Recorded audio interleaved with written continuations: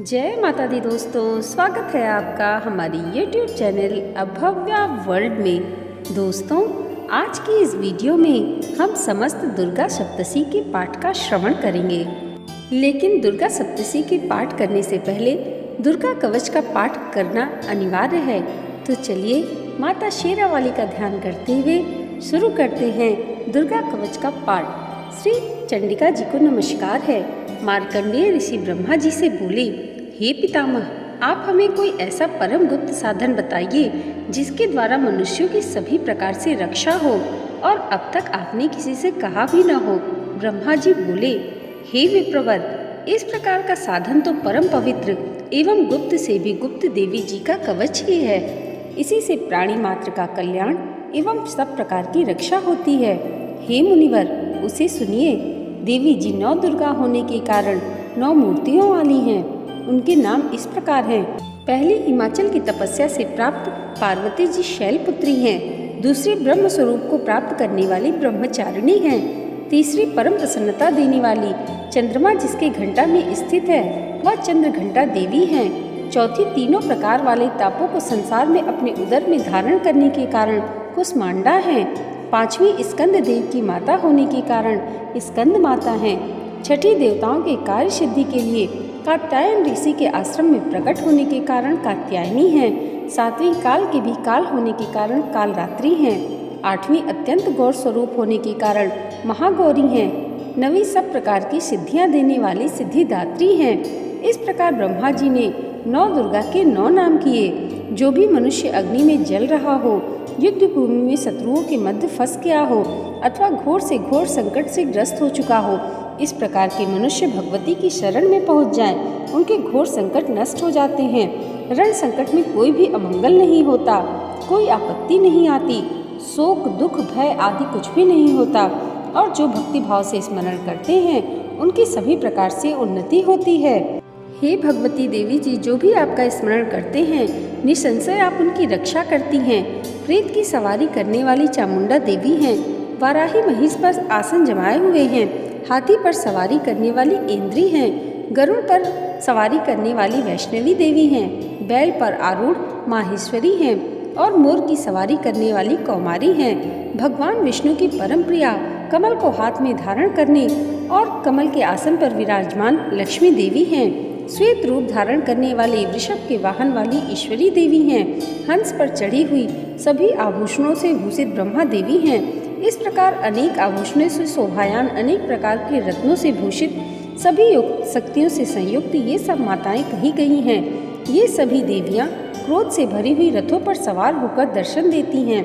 शंख चक्र गदा शक्ति हल मूसल खेटक तोमर परस पास कुंत त्रिशूल उत्तम शाक धनुष इत्यादि अस्त्र शस्त्र दैत्यों के शरीर नाश के लिए, भक्तों को अभय करने के लिए एवं देवताओं के लिए धारण करती हैं। अब कवच के प्रारंभ में प्रार्थना का प्रकार कहते हैं। इस प्रकार प्रार्थना करें, हे महारौद्र रूप वाली, महापराक्रम, महाबल तथा महाउत्साह वाली, घोर से घोर भय को विनाश कर देने वाली देवी जी, आपको नमस्कार हो। आपकी ओर देख सकना भी कठिन है। शत्रुओं के लिए भय बढ़ाने वाली देवी जी, रक्षा कीजिए। पूर्व दिशा में मेरी इंद्र शक्ति इंद्री रक्षा करें। अग्निकोण में अग्नि देवता रक्षा करें। दक्षिण में वाराही, नैऋत्य कोण में खंग धारण करने वाली, पश्चिम में वारुणी, वायु कोण में मृगवाहिनी रक्षा करें। उत्तर में कौमारी, ईशान कोण में शूलधारिणी, ऊपर ब्राह्मणी एवं अधः वैष्णवी देवी रक्षा करें।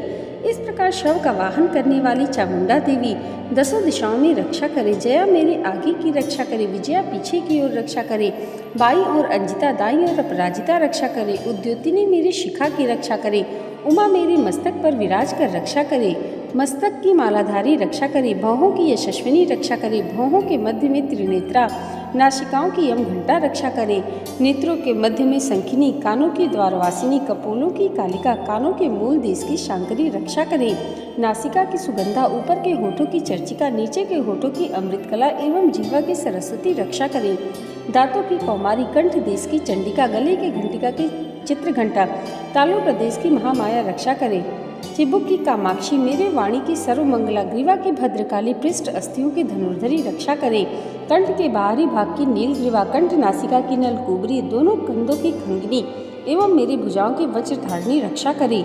दोनों हाथों की दंडिनी, अंगुलियों की अंबिका, नाखूनों की शूलेश्वरी, कुक्ष की कुलेश्वरी रक्षा करे। स्तनों की महादेवी, मन की शोक विनाशिनी, हृदय की ललिता देवी, उदर की शूलधारिणी रक्षा करे। नाभि की कामिनी, गुप्तेंद्रियों की गुहेश्वरी, लिंग की पूतना, कामिका, गुदा की महिषवाहिनी रक्षा करे। कटी की भगवती, घुटनों की विंध्यवासिनी, जंघाओं की सर्व कार्य सिद्धि करने वाली महाबला रक्षा करे। गुल्फों की नारसिंगी, पाँवों की तलियों की तेजसी, पाँवों की अंगुलियों की श्रीदेवी, पाँवों को अधर देश में निवास करने वाली होकर रक्षा करे। नाखूनों को भयानक दाढ़ों वाली दृष्टा, कराली केसों के उदर केसनी, रोमों के छिद्रों की कौबेरी और त्वचा की वागीश्वरी रक्षा करे। रक्त, मज्जा, वसा, मांस, अस्थियों एवं मेद की पार्वती, अंतड़ियों की कालरात्रि, पित्त की मुकुटेश्वरी रक्षा करे। पद्म कोश, चंद्र की पद्मावती, कफ की चूड़ामणि, नाखूनों के तेज की ज्वालामुखी, सभी संधियों की अभेद्या देवी रक्षा करे। हे ब्राह्मणी, आप मेरे वीर की रक्षा करे, छाया की छत्रेश्वरी रक्षा करे। मेरे मन, बुद्धि, अहंकार की धर्म धारिणी रक्षा करे। मेरे प्राण, अपान, व्यान, उदान, समान की वज्र हस्ता एवं सभी प्राणों की कल्याण शोभना रक्षा करे। शब्द, स्पर्श, रूप, रस, गंध, इन 5 इंद्रियों के अर्थों की योगिनी, सत्व, रज, तम की नारायणी सर्वदा रक्षा करे। आयु की वाराही रक्षा करे, धर्म की वैष्णवी रक्षा करे, यश एवं कीर्ति की लक्ष्मी तथा धन विद्या की चक्रणी रक्षा करे। हे इंद्राणी, आप मेरे गोत्र की रक्षा करें। हे चंडिके, मेरे पशुओं की रक्षा करें। महालक्ष्मी, मेरे पुत्रों की रक्षा करें। भैरवी, भार्या की रक्षा करें। मेरे पथ की सुपथा, मार्ग की क्षेम करें, रक्षा करें। राजा के दरबार में महालक्ष्मी एवं सभी दिशाओं में स्थिर होकर विजया रक्षा करें। और जो भी स्थान कवच में नहीं आए हैं और जो आरक्षित हैं, उन स्थानों की पापनाशिनी जयंती देवी रक्षा करे। मनुष्य यदि अपना मंगल चाहता है तो एक कदम भी बिना कवच कहीं न जाए। इस प्रकार कवच से नित्य रक्षित मनुष्य जहाँ जहाँ भी जाता है, वहीं से उसे धन का लाभ तथा सभी कामनाओं की सिद्धिदायक विजय प्राप्त होती है। और जिस जिस कार्य की सिद्धि चाहता है, निश्चय ही उसी कार्य में सफलता मिलती है। पृथ्वी पर उस पुरुष को ऐश्वर्य एवं अतुल्य संपत्ति प्राप्त होती है। वह मनुष्य निर्भय हो जाता है। युद्ध भूमि में कोई भी उसे जीत नहीं सकता। त्रिलोक भर में पूजा जाता है। इसलिए पुरुष को कवच का पाठ करना आवश्यक है। यह देवी कवच देवताओं के लिए भी दुर्लभ है। इसको अत्यंत श्रद्धा के साथ सावधान होकर जो तीनों संध्याओं को नित्य पढ़ लेता है, उसे दैवी कला प्राप्त होती है। कोई भी उसे तीनों लोकों में पराजित नहीं कर सकता। उसे अकाल मृत्यु नहीं आती। 100 वर्षों से अधिक आयु पाता है। लूता, चेचक, कोढ़ आदि सभी व्याधियां नष्ट हो जाती हैं। अफीम आदि के स्थावर विष, बिच्छू, सर्प आदि के जंगम विष, तेल आदि के संयोग से बनाई गई कृत्रिम विष, ये सभी विष निवृत्त हो जाते हैं। मारण, मोहनादि सभी प्रकार के अभिचार प्रयोग तथा इस प्रकार के मंत्र, यंत्र, कवचावृत पुरुष को देखते ही निवृत्त हो जाते हैं। पृथ्वी पर विचरण करने वाले ग्राम देवता, आकाश में रहने वाले विशेष देवता, जल से उत्पन्न गण, उपदेश सिद्ध नीची श्रेणी के देवता, जन्म के साथ पैदा हुए देवता, कुल देवता, गंडमाला, डाकिनी, शाकिनी, अंतरिक्ष में विचरण करने वाले घोर डाकनियाँ, ग्रह, भूत, पिशाच, यक्ष, गंधर्व, राक्षस, ब्रह्म राक्षस, पैताल, कुष्मांड, भैरव आदि जिस मनुष्य के हृदय में कवच का निवास हो, उस पुरुष को देखते ही सभी नष्ट हो जाते हैं। उसे राजा की ओर से मान और उन्नति प्राप्त होती है। यह कवच उसका तेज बढ़ा देता है। इस कवच का पाठ करने वाला अपनी कीर्ति से शोभित पृथ्वी पर यश से वृद्धि पाता है। चंडी पाठ करने वाले पहले कवच का पाठ कर ले। ऐसे पुरुष को जब तक पर्वत वन कानूनों के साथ यह पृथ्वी टिकी है, तब तक उसके पुत्र पौत्रों की संतति इस पृथ्वी पर टिकी रहती है। कवच के पाठ करने वाले को देहांत होने पर महामाया की कृपा से देव दुर्लभ परम स्थान की प्राप्ति होती है। सुंदर रूप को पाकर वह परम कल्याण सदाशिव के साथ आनंद पाता है। दोस्तों, कवच पाठ के बाद आइए अब सुनते हैं अर्गला स्तोत्र और इसके बाद दुर्गा सप्तशी के प्रथम अध्याय से प्रारंभ करेंगे। अब अर्गला स्तोत्र प्रारंभ किया जाता है। इस अर्गला स्तोत्र के मंत्रों के विष्णु ऋषि हैं। अनुष्टुप छंद है। इसके देवता महालक्ष्मी है। श्री जगदम्बा की प्रसन्नता के लिए सप्तशी पाठ के अंग होने के कारण जप में इस स्तोत्र का विनियोग है। श्री चंडिका देवी को नमस्कार है। श्री मार्कंडेय जी बोले, हे जगदम्बे जयंती, मंगला काली, भद्रकाली, कपालिनी, दुर्गा, शिवा, धात्री, स्वाहा, स्वधा, आप इन नामों से विख्यात हो। आपको मेरा नमस्कार हो। हे चामुंडे देवी, समस्त प्राणियों के दुख निवारण करने वाली आपकी जय हो।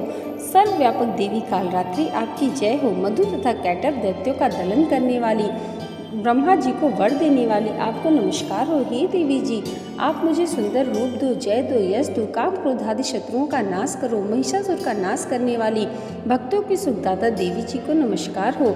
मुझे रूप दो, जय दो, यश दो, शत्रुओं का नाश करो। हे रक्तबीज का वध करने वाली देवी जी और चंड मुंड असुरों का विनाश करने वाली माता, सुंदर रूप दो, यश दो, शत्रुओं का वध करो। हे शुंभ निशुंभ धूम्राक्ष नामी दैत्यों का मद मर्दन करने वाली देवी जी, मुझे रूप दो, जय दो, यश दो, शत्रुओं का नाश करो। हे देवी जी, आपके दोनों चरणों की सभी वंदना करते हैं। सब प्रकार की सौभाग्य देने वाली आप हैं, इसलिए आप ही मुझे रूप दो, जय दो, यश दो, शत्रुओं का नाश करो। आपका रूप तथा चरित्र अचिंत्य है, सभी शत्रुओं का आप ही नाश करने वाली हो। रूप दो, जय दो, यश दो, शत्रुओं का संहार करो। हे पापों का नाश करने वाली देवी चंडिके, जो पुरुष सर्वदा भक्ति पूर्वक आपके चरणों में मस्तक झुकाते हैं, उन्हें रूप दो, जय दो, यश दो, शत्रुओं का नाश करो।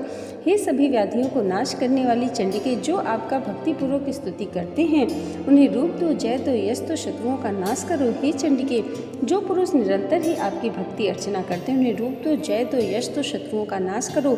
हे देवी जी, आप मुझे सौभाग्य तथा आरोग्य दें और मुझ पर परम सुख दो। मुझ में बल बढ़ा दो, जय दो, यश दो, शत्रुओं का नाश करो। हे देवी जी, मेरा कल्याण कीजिए, उत्तम धन संपत्ति दीजिए। रूप दो, जय दो, यश दो, शत्रुओं का नाश करो। हे माता जी, आपके चरणों पर तो देवता और दैत्य दोनों ही अपने मुकुटों की मणियाँ घिसते रहते हैं। कृपा कीजिए, मुझे रूप दो, जय दो, यश दो, शत्रुओं का नाश करो। हे मातेश्वरी जी, अपने भक्त को विद्यावान, यश वाला, लक्ष्मी वाला करो। रूप दो, जय दो, यश दो, शत्रुओं का नाश करो। बड़े बड़े अभिमानी दैत्यों के अभिमान को चूर्ण करने वाली चंडिके, मैं आपको प्रणाम करता हूँ। मुझे रूप दो, जय दो, यश दो, वैरियों का विध्वंस करो। हे चार भुजाओं वाली माता चतुर्मुखी, ब्रह्मा जी भी आपकी स्तुति करते हैं। हे परमेश्वरी जी, रूप दो, जय दो, यश दो, वैरियों का विध्वंस करो। हे मातेश्वरी देवी जी, विष्णु भगवान तो आपकी निरंतर भक्तिपूर्वक स्तुति करते हैं। रूप दो, जय दो, यश दो, वैरियों का विध्वंस करो।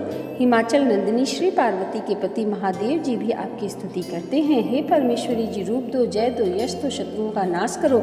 इंद्राणी सची के स्वामी इंद्रदेव भी आपकी साधना से पूजा करते हैं। हे परमेश्वरी जी, रूप दो, जय दो, यश दो, शत्रुओं का नाश करो। हे देवी जी, आप तो कठोर भुजदंड रखने वाली दैत्यों का घमंड नाश कर देती हैं। आप ही मुझे रूप दो, जय दो, यश दो, शत्रुओं का नाश करो। हे अंबिके, आप अपने भक्त के लिए अपार आनंद की वृद्धि करती हैं।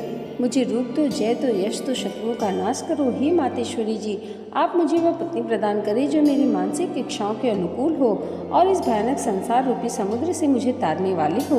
उत्तम कुल से उत्पन्न हो, जो पुरुष इस स्त्रोत का पाठ करके ही महास्त्रोत दुर्गा सप्तशी का पाठ करता है, वह सप्तशी के पाठ जब से मिलने वाले वर एवं श्रेष्ठ संपदा के फल को प्राप्त कर लेता है। इति अर्गला स्तोत्रम। दोस्तों, बोलिए शेरा वाली माता की जय। चलिए अब माता रानी का ध्यान करते हुए शुरू करते हैं दुर्गा सप्तशी का प्रथम अध्याय। श्री दुर्गा सप्तशी का प्रथम अध्याय प्रारंभ होता है मेधा ऋषि का राजा सुरत और समाधि को भगवती की महिमा बताते हुए मधु कैटभ वध का प्रसंग सुनाना। यह श्री दुर्गा जी का प्रथम चरित्र है। इसके ऋषि ब्रह्मा जी हैं, श्री महाकाली जी देवता हैं, गायत्री छंद, नंदी शक्ति, रक्त दंतिका बीज, अग्नि तत्व एवं ऋगुवेद स्वरूप है। श्री महाकाली देवी प्रसन्नता के लिए प्रथम चरित्र के जप में इसका विनियोग है। श्री चंडिका देवी जी को नमस्कार है। मार्कंडेय ऋषि बोले, सूर्य के पुत्र सावर्णी जो 8वें मनु कहे गए हैं, अब मैं उनके उत्पन्न होने की कथा विस्तार पूर्वक कहता हूँ, उसको सुनिए। सूर्य के महाभाग सावर्णी जिस प्रकार श्री महामाया की कृपा के द्वारा मनवंतर के अधिपति बने, उस कथा को सुनिए।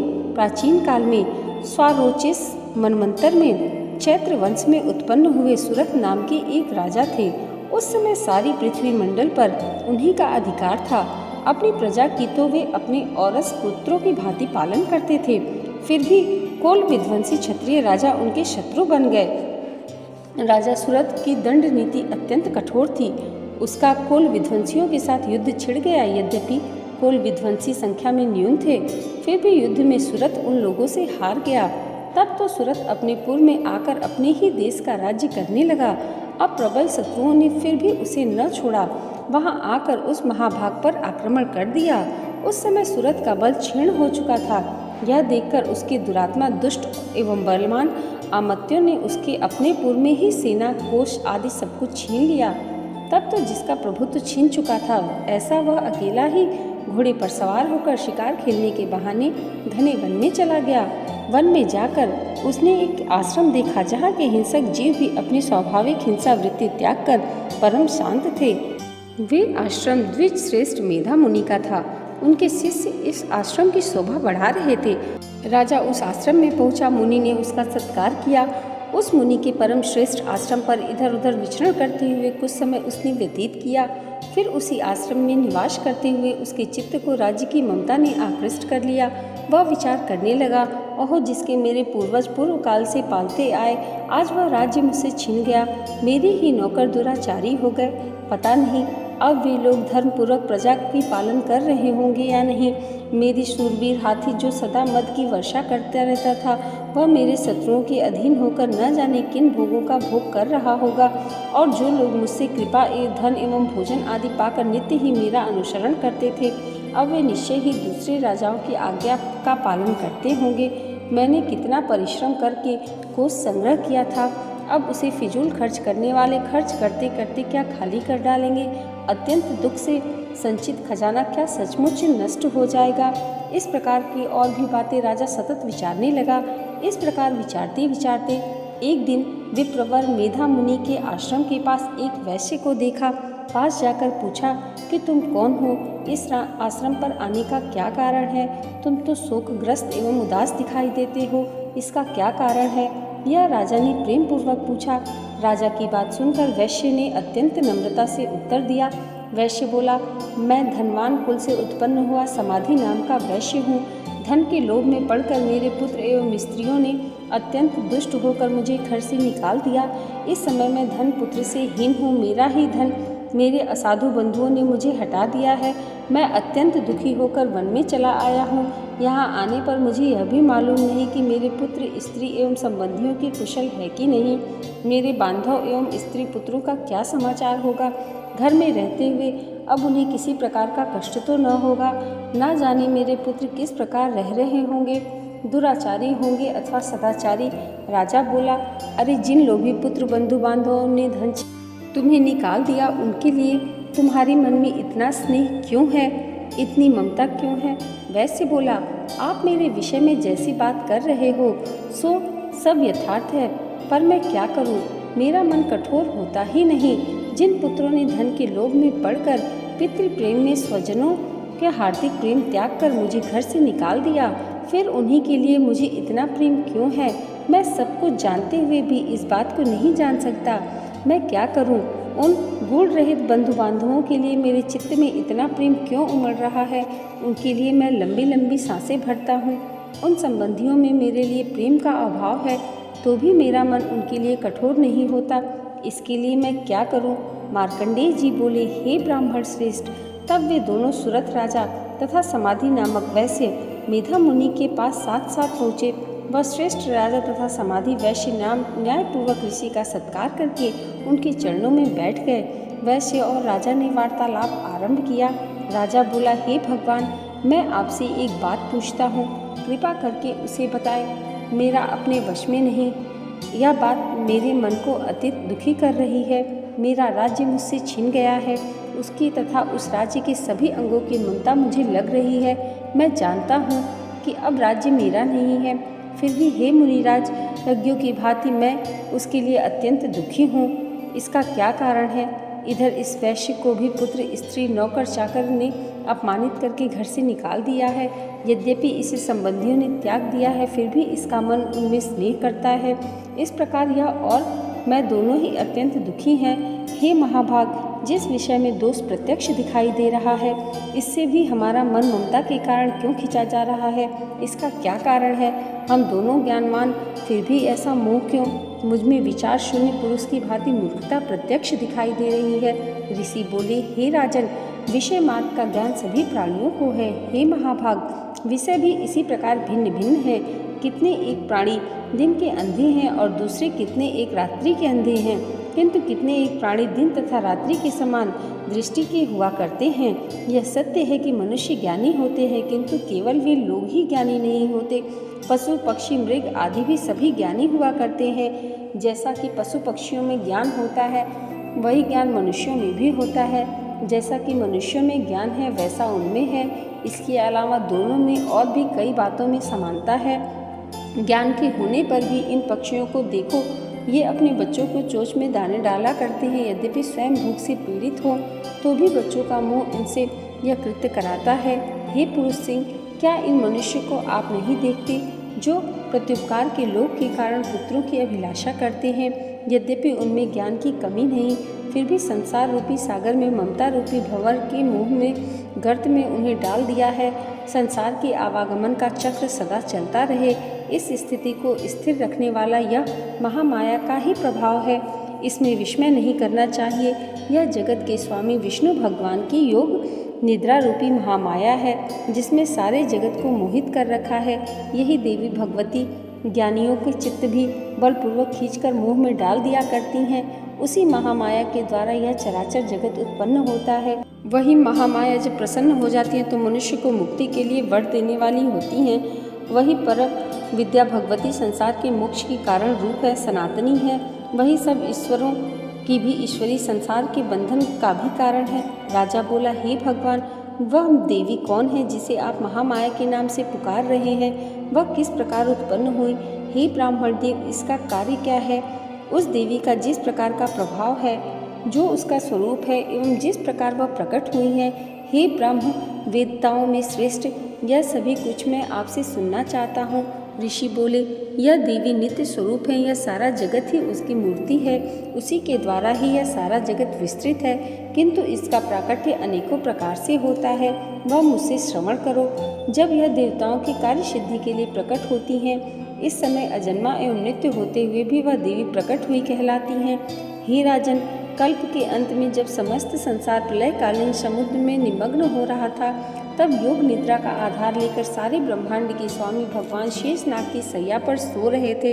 उस समय मधु तथा कैटभ इन नामों से प्रसिद्ध भयंकर असुर विष्णु भगवान के कान के मैल से उत्पन्न हो गए और ब्रह्मा जी को मारने के लिए तैयार हो गए।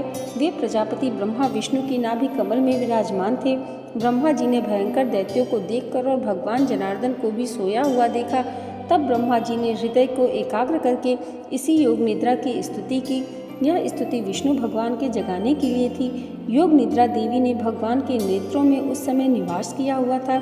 सारे विश्व की ईश्वरी जगत की रचना करने वाली, स्थिति एवं संहार करने वाली भगवान विष्णु की तेज की अतुल शक्ति भगवती निद्रा के ब्रह्मा जी ने इस प्रकार स्तुति की। ब्रह्मा जी बोले, हे भगवती, तुम ही स्वाहा, तुम ही स्वधा, तुम ही वस्टकार एवं स्वर स्वरूपिणी हो, तुम ही अमृत हो, नित्य होकर स्वरूप अक्षर ब्रह्मा में अ उ म इन 3 मात्राओं में तुम ही स्थित हो एवं उन 3 मात्राओं के अतिरिक्त जो प्रणव के ऊपर रूपीण बिंदु अर्ध मात्रा है, उसका उच्चारण विशेष रूप से नहीं हो सकता।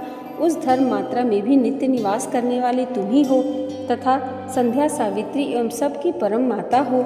इस विश्व को तुम ही धारण करती हो, इस जगत की रचना भी तुम करती हो, जगत का पालन भी तुम करती हो, अंत में इसका ग्रास भी तुम कर लेती हो। हे मातेश्वरी, सृष्टि को रचते हुए तुम सृष्टि रूपा हो, पालते समय तुम स्थिति रूपा हो और कल्पांत में जब इस जगत का प्रलय करती हो तो संहृत रूपा भी तुम ही हो। तुम ही महाविद्या, महामाया, महामेधा, महास्मृति हो, महामोह देवी, महादेवी, महासुरी तुम ही हो और तीनों गुणों की उत्पत्ति करता तुम ही सबकी प्रकृति हो। घोर कालरात्रि, मोहरात्रि, महारात्रि भी तुम हो, श्री भी तुम हो, ईश्वरी भी तुम हो, बोध कराने वाली लक्षण बुद्धि भी तुम हो। तुम ही लज्जा, तुम ही पुष्टि, तुष्टि और तुम ही शांति तथा क्षमा हो। खंग धारिणी, त्रिशूल धारिणी, घोर रूपा तुम ही हो, गदा तथा चक्र धारण करने वाली तुम ही हो। शंख, धनुष, बाण, भुसुंडी, पारिग आदि आयुध धारण करने वाली तुम ही हो। तुम ही सौम्य एवं सौम्यंतर हो, सभी सुंदर पदार्थों से भी तुम अत्यंत सुंदर हो। पर एवं अपर सबसे परा परमेश्वरी तुम ही हो। हे सभी स्वरूपों के धारण करने वाली, जहाँ कहीं जो कुछ भी सत तथा असत वस्तुएं हैं, उन सब में जो शक्ति है वह भी तुम ही हो। ऐसा होने पर आपकी स्तुति करना भी असक्त है। और जो जगत के उत्पादक, पालक और संहारक विष्णु भगवान हैं, उन्हें भी तुमने निद्रा के अधीन कर दिया है। तब तुम्हारी स्तुति करने में कौन समर्थ हो सकता है? हे देवी, मुझे भगवान विष्णु को एवं भगवान महादेव को भी तुमने शरीर ग्रहण कराया, इसी कारण आपकी स्तुति करने की किसमें शक्ति हो सकती है।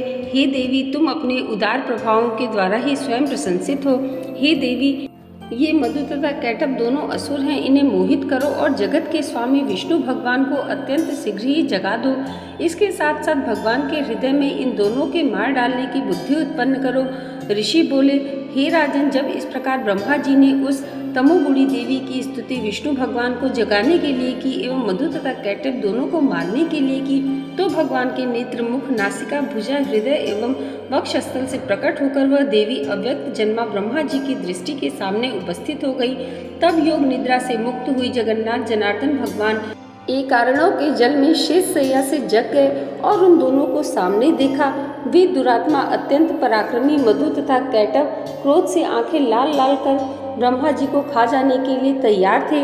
तब झटपट उठकर भगवान विष्णु ने उन दोनों के साथ युद्ध करना आरंभ कर दिया। वे दोनों बलवान होने के कारण उन्मत्त थे एवं महामाया से विमोहित थे। उनके साथ विष्णु जी ने 5000 वर्ष पर्यंत भुजा युद्ध किया।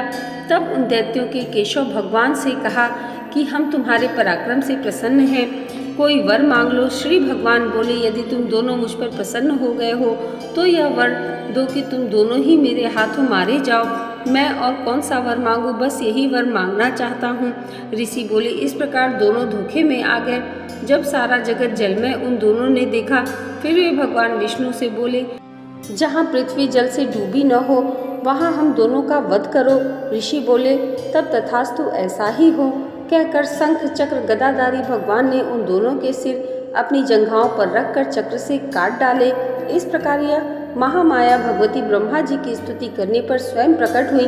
अब मैं उन देवी जी का प्रभाव वर्णन करता हूँ, उसे श्रवण करो। प्रथम अध्याय समाप्त होता है। द्वितीय अध्याय में देवताओं के तेज से देवी का प्रादुर्भाव तथा महिषासुर की सेना का वध का वर्णन किया गया है। मध्यम चरित्र के विष्णु भगवान, ऋषि महालक्ष्मी, देवता उसने कंठ छंद, शाकंभरी शक्ति, दुर्गा, बीज, वायु तत्व तथा यजुर्वेद स्वरूप है। श्री महालक्ष्मी जी की प्रसन्नता के लिए इस मध्यम चरित्र के जप में इसका विनियोग है। मैं उस महाभगवती महालक्ष्मी का भजन करता हूँ जो अत्यंत प्रसन्न मुख वाली कमल के आसन पर विराजमान है और जो अपने हाथों में रुद्राक्ष की माला, परशु, गदा, बाण, वज्र, कमल, धनुष, कुंडल, दंड, शक्ति खंड, ढाल, शंख, घंटा, सुरापात्र, त्रिशूल, पास एवं चक्र धारण कर रही हैं और महिषासुर को मर्दन करने वाली हैं। ऋषि बोले, प्राचीन काल में देवता तथा दैत्यों में पूरे 100 वर्ष युद्ध होता रहा। उस समय दैत्यों का स्वामी महिषासुर था एवं देवताओं का स्वामी इंद्र था। उस संग्राम में देवताओं की सेना महाबली दैत्यों से हार गई। तब सभी देवताओं को जीतकर महिषासुर इंद्र बन बैठा। हार खाकर सभी देवता ब्रह्मा जी को अग्रणी बनाकर वहां गए जहां विष्णु तथा शंकर जी विराज रहे थे। वहां पर देवताओं ने महिषासुर के सभी उपद्रव एवं पर अपने पराभव आदि पर पूरा वृत्तांत कह सुनाया। उन्होंने कहा, महिषासुर ने सूर्य, इंद्र, अग्नि, पवन, चंद्रमा, यम, वरुण तथा अन्य सभी देवताओं के अधिकार छीन लिए हैं। स्वयं ही सबका अधिष्ठाता बन बैठा है। उसने सभी देवताओं को स्वर्ग से निकाल दिया है। महिषासुर महान दुरात्मा है। बेचारे देवता पृथ्वी पर मृत्यु की भांति विचर रहे हैं। हे प्रभु, उस देव शत्रु के सभी उपद्रव आपको सुना दिए। अब हम लोग आपकी शरण में आए हैं। इसके वध का कोई उपाय कीजिए। इस प्रकार भगवान मधुसूदन तथा महादेव जी ने देवताओं के वचन सुने तो क्रोध से उनकी भौहें तन गईं, मुख टेढ़े हो गए। तब क्रोध से परिपूर्ण चक्रधारी विष्णु के मुख से एक महान तेज प्रकट हुआ। इस प्रकार ब्रह्मा तथा शंकर के मुख से भी तेज प्रकट हुआ। दूसरे इंद्र आदि देवताओं के शरीर से भी महान तेज प्रकट हुआ। सभी तेज मिलकर एक हो गए। वह तेज पुंज इतना उग्र था मानो जलता हुआ पहाड़ हो। वहाँ देवताओं ने देखा, उसकी ज्वालाएं सभी दिशाओं में फैल रही हैं। वह तेज पुंज सभी देवताओं के शरीर से प्रकट हुआ था। उसकी तुलना कहीं नहीं थी। जब वह एक हुआ तो नारी के रूप में आ गया। उसके प्रकाश से तीनों लोग भर गए। महादेव जी के तेज से उसका मुख प्रकट हुआ। यम के तेज से उसके केश हुए। विष्णु के तेज से उस देवी की भुजाएं प्रकट हुई। चंद्रमा से दोनों स्तन, इंद्र के तेज से उसका कटी प्रदेश, वरुण के तेज से जंघा एवं उरु स्थल, पृथ्वी के तेज से नितंबों का प्रादुर्भाव हुआ।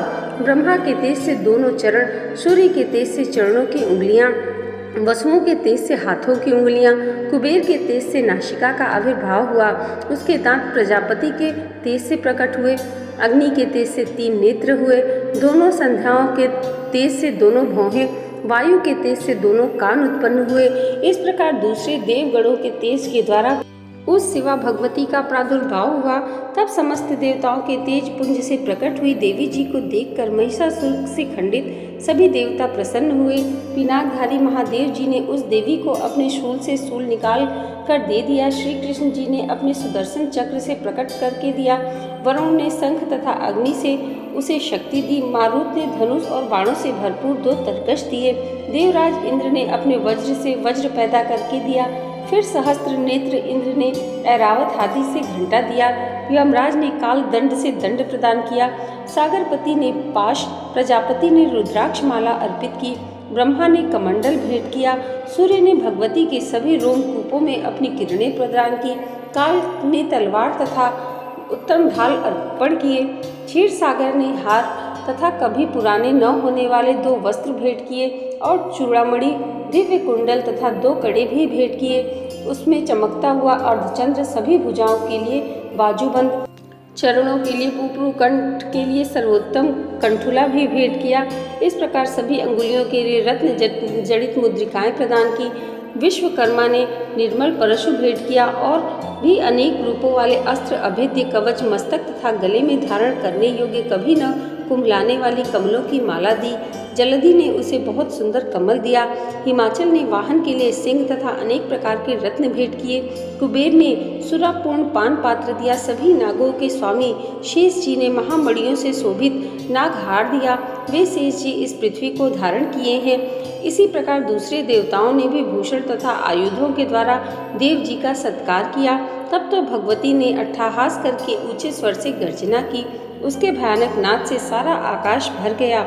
वह घोर गर्जना कहीं समा न सकी। उसकी प्रतिध्वनि गूंज उठी। सारे लोग चुंबित हो उठे। समुद्र कांपने लगे, पृथ्वी कांपने लगी। तभी पर्वत हिल गए। तब देवगण प्रसन्न होकर उस सिंहवाहिनी देवी की जय जयकार करने लगी। मुनियों ने भक्ति भाव से नम्र होकर देवी जी की स्तुति की। इधर देवताओं के शत्रुओं ने सारी त्रिलोकी को क्षोभग्रस्त देखा। तब वे अपनी सारी सेना को कवच आदि से तैयार कराकर अस्त्र शस्त्र लेकर झट उठ खड़े हुए। महिषासुर क्रोध में भरकर बोला, अरे यह क्या हो रहा है। इतना कहकर सभी दैत्यों के साथ फिर कर उस सिंहनाद की ओर भागा।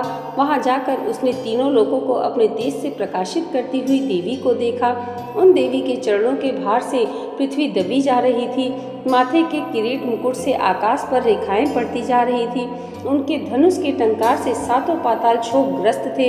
हजारों भुजाओं से सभी दिशाओं को ढांप कर वह देवी खड़ी हुई थी। उन देवी जी के साथ दैत्यों का युद्ध आरंभ हो गया।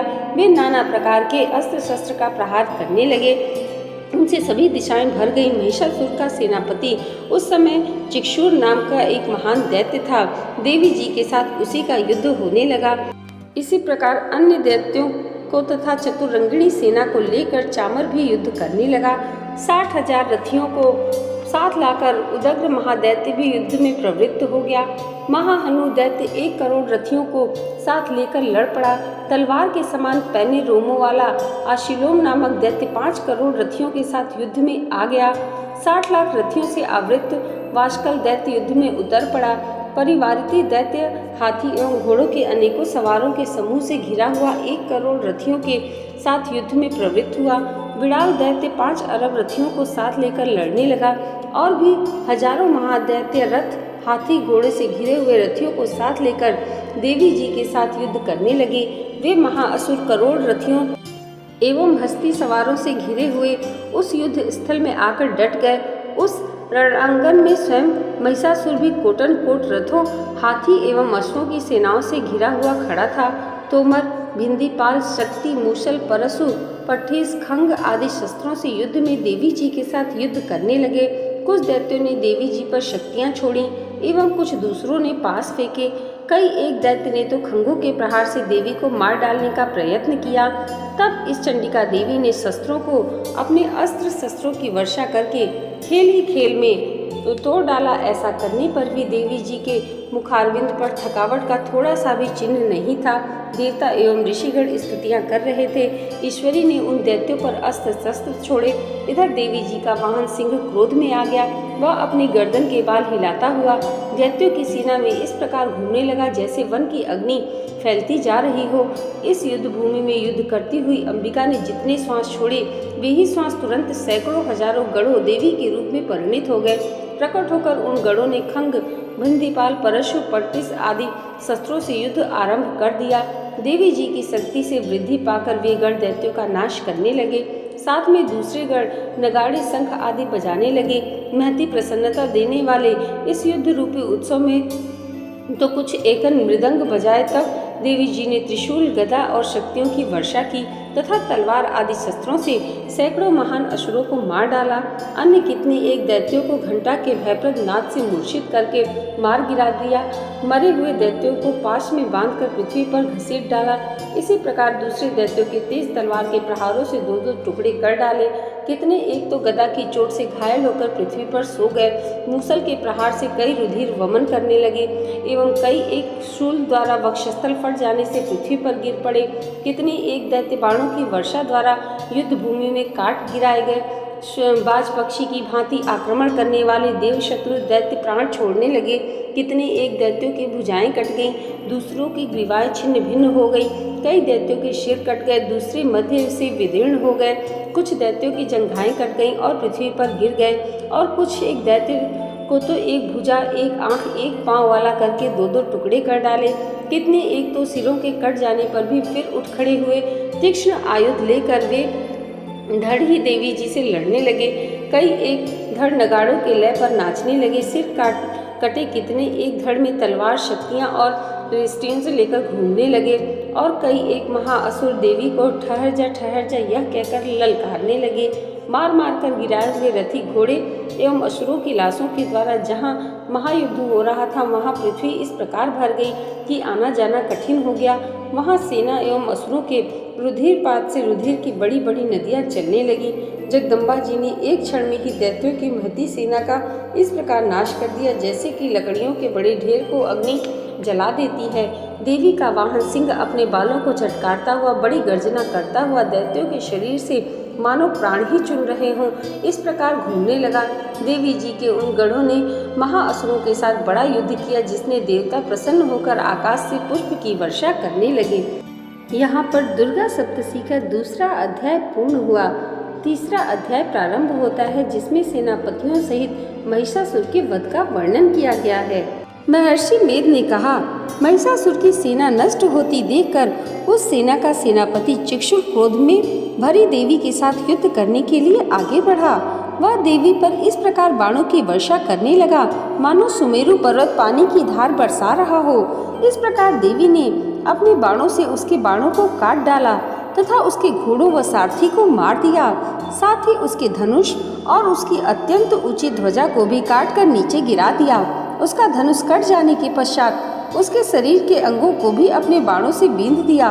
धनुष, घोड़ों और सारथी के नष्ट हो जाने पर वह असुर ढाल और तलवार लेकर देवी की तरफ आया। उसने अपनी तीक्ष्ण धार वाली तलवार से देवी के सिंह के मस्तक पर प्रहार किया और बड़े वेग से देवी की बाईं भुजा पर वार किया। किंतु देवी की बाईं भुजा को छूते ही उस दैत्य की तलवार टूटकर दो टुकड़ों में हो गई। इससे दैत्य ने क्रोध में भरकर शूल हाथ में लिया और उसे भद्रकाली देवी की ओर फेंका। देवी की ओर आता हुआ वह शूल आकाश से गिरते हुए सूर्य के समान प्रज्वलित हो उठा। उस शूल को अपनी ओर आते देखकर देवी ने भी शूल छोड़ा और महाअसुर के शूल के दो टुकड़े कर दिए और साथ ही महाअसुर के प्राण भी हर लिए। चिक्षुर के मरने पर देवताओं को दुख देने वाला चामर नामक दैत्य हाथी पर सवार होकर देवी से लड़ने के लिए आया और उसने आने के साथ ही शक्ति से प्रहार किया, किंतु देवी ने अपनी हुंकार से ही उसे तोड़कर पृथ्वी पर डाल दिया। शक्ति को टूटा हुआ देखकर दैत्य ने क्रोध से लाल होकर शूल को चलाया, किंतु देवी ने उसको भी काट दिया। इतने में देवी का सिंह उछलकर हाथी के मस्तक पर सवार हो गया और दैत्य के साथ बहुत ही तीव्र युद्ध करने लगा।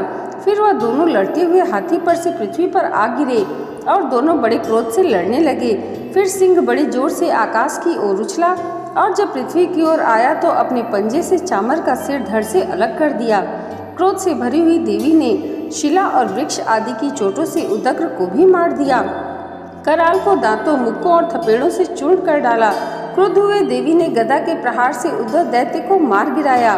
बिंदीपाल से वस्त्रकाल को बाणों से ताम्र तथा अंधक को मौत के घाट उतार दिया। तीनों नेत्रों वाली परमेश्वरी ने त्रिशूल से उग्रासय, उग्रवीर और महाहनु नामक राक्षसों को मार गिराया। उसने अपनी तलवार से विडाल नामक दैत्य का सिर काट डाला तथा अपने बाणों से दुर्धर और दुर्मुख राक्षसों को यमलोक में पहुंचा दिया। इस प्रकार जब महिषासुर ने देखा कि देवी ने मेरी सेना को नष्ट कर दिया है, तो वह भैंसे का रूप धारण कर देवी के गणों को दुख देने लगा। उन गणों में कितनों को उसने मुख के प्रहार से, कितनों को खुरों के प्रहार से, कितनों को पूंछ से, कितनों को सींगों से, बहुतों को दौड़ाने के वेग से, अनेकों को सिंहनाद से, कितनों को चक्कर देकर और कितनों को श्वास वायु से झोंकों से पृथ्वी पर गिरा दिया। वह दैत्य इस प्रकार गणों की सेना को गिरा, देवी के सिंह को मारने के लिए दौड़ा। इस पर देवी को बड़ा गुस्सा आया। उधर दैत्य भी क्रोध में भरकर धरती को खुरों से खोदने लगा तथा सिंहों से पर्वतों को उखाड़ उखाड़ कर धरती पर फेंकने लगा और मुख से शब्द करने लगा। महिषासुर के वेग से चक्कर देने के कारण पृथ्वी क्षुब्ध होकर फटने लगी। उसकी पूंछ से टकराकर समुद्र चारों ओर फैलने लगा। हिलते हुए सिंहों के आघात से मेघ खंड खंड हो गए और श्वास से आकाश में उड़ते हुए पर्वत फटने लगे। इस तरह क्रोध में भरे हुए राक्षस को देख चंडिका को भी क्रोध आ गया और वह उसे मारने के लिए क्रोध में भर गई। देवी ने पास फेंककर दैत्य को बांध लिया और उसने बंध जाने पर दैत्य का रूप त्याग दिया और सिंह का रूप बना लिया। और ज्यों हुई देवी उसका सिर काटने के लिए तैयार हुई कि उसने पुरुष का रूप बना लिया, जो कि हाथ में तलवार लिए हुए। देवी ने तुरंत ही अपने बाणों के साथ उस पुरुष को उसकी तलवार ढाल सहित बींध डाला। इसके पश्चात वह हाथी के रूप में दिखाई देने लगा और अपनी लंबी सूंड से देवी के सिंग को खींचने लगा और गर्जने लगा। देवी ने अपनी तलवार से उसकी सूंड काट डाली। तब राक्षस ने एक बार फिर भैंसे का रूप धारण कर लिया और पहले की तरह चर अचर जीवों सहित समस्त त्रिलोकी को व्याकुल करने लगा। इसके पश्चात क्रोध में भरी हुई देवी बारंबार उत्तम मधु का पान करने लगी और लाल लाल नेत्र करके हंसने लगी। उधर बलवीर तथा मद से क्रुद्ध हुआ दैत्य भी गरजने लगा। अपने सिंहों से देवी पर पर्वतों को फेंकने लगा। देवी अपने बाणों से उसके फेंके हुए पर्वतों को चूर्ण करती हुई बोली, ओ मूढ़, जब तक मैं मधु पान कर रही हूँ तब तू गरज ले। इसके पश्चात मेरे हाथों तेरी मृत्यु हो जाने पर देवता गरजेंगे। महर्षि मेधा ने कहा। यूँ कहकर देवी उछलकर उस दैत्य पर जा चढ़ी और उसको अपने पैर से दबाकर शूल से उसके गले पर आघात किया। देवी के पैर से दबने पर भी दैत्य अपने दूसरे रूप से अपने मुख से बाहर होने लगा। अभी वह आधा ही बाहर निकला था कि देवी ने अपने प्रभाव से उसे रोक दिया।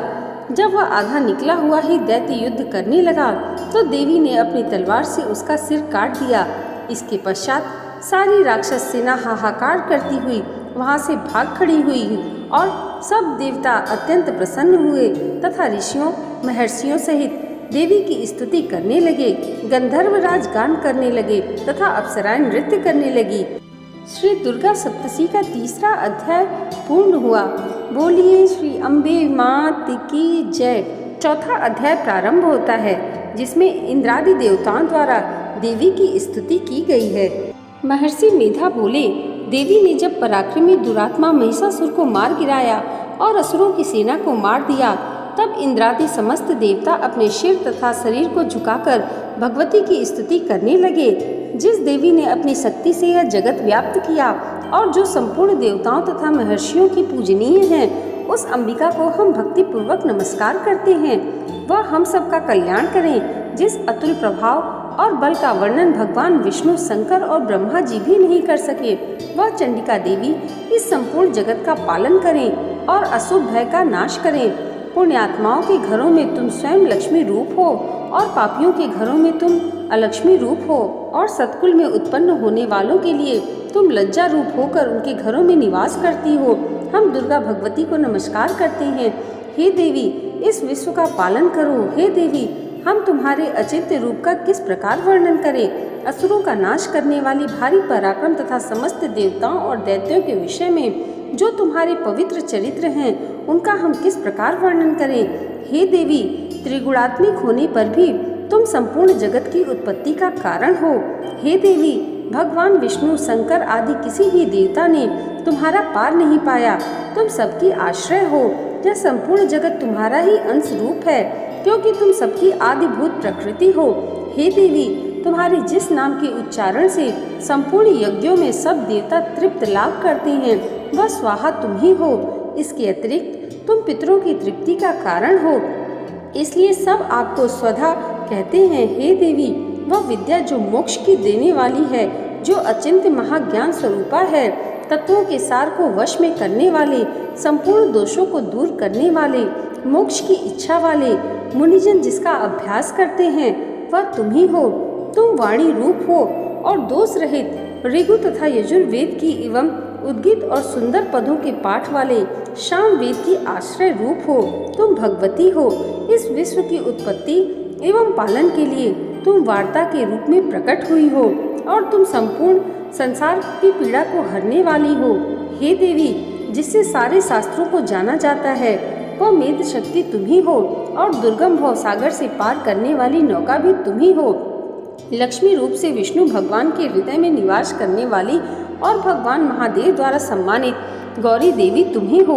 मंद मुस्कान वाले निर्मल पूर्णचंद बिंब के समान और उत्तम सुवर्ण की मनोहर कांति से कमनीय तुम्हारे मुख को देखकर भी महिषासुर क्रोध में भर गया।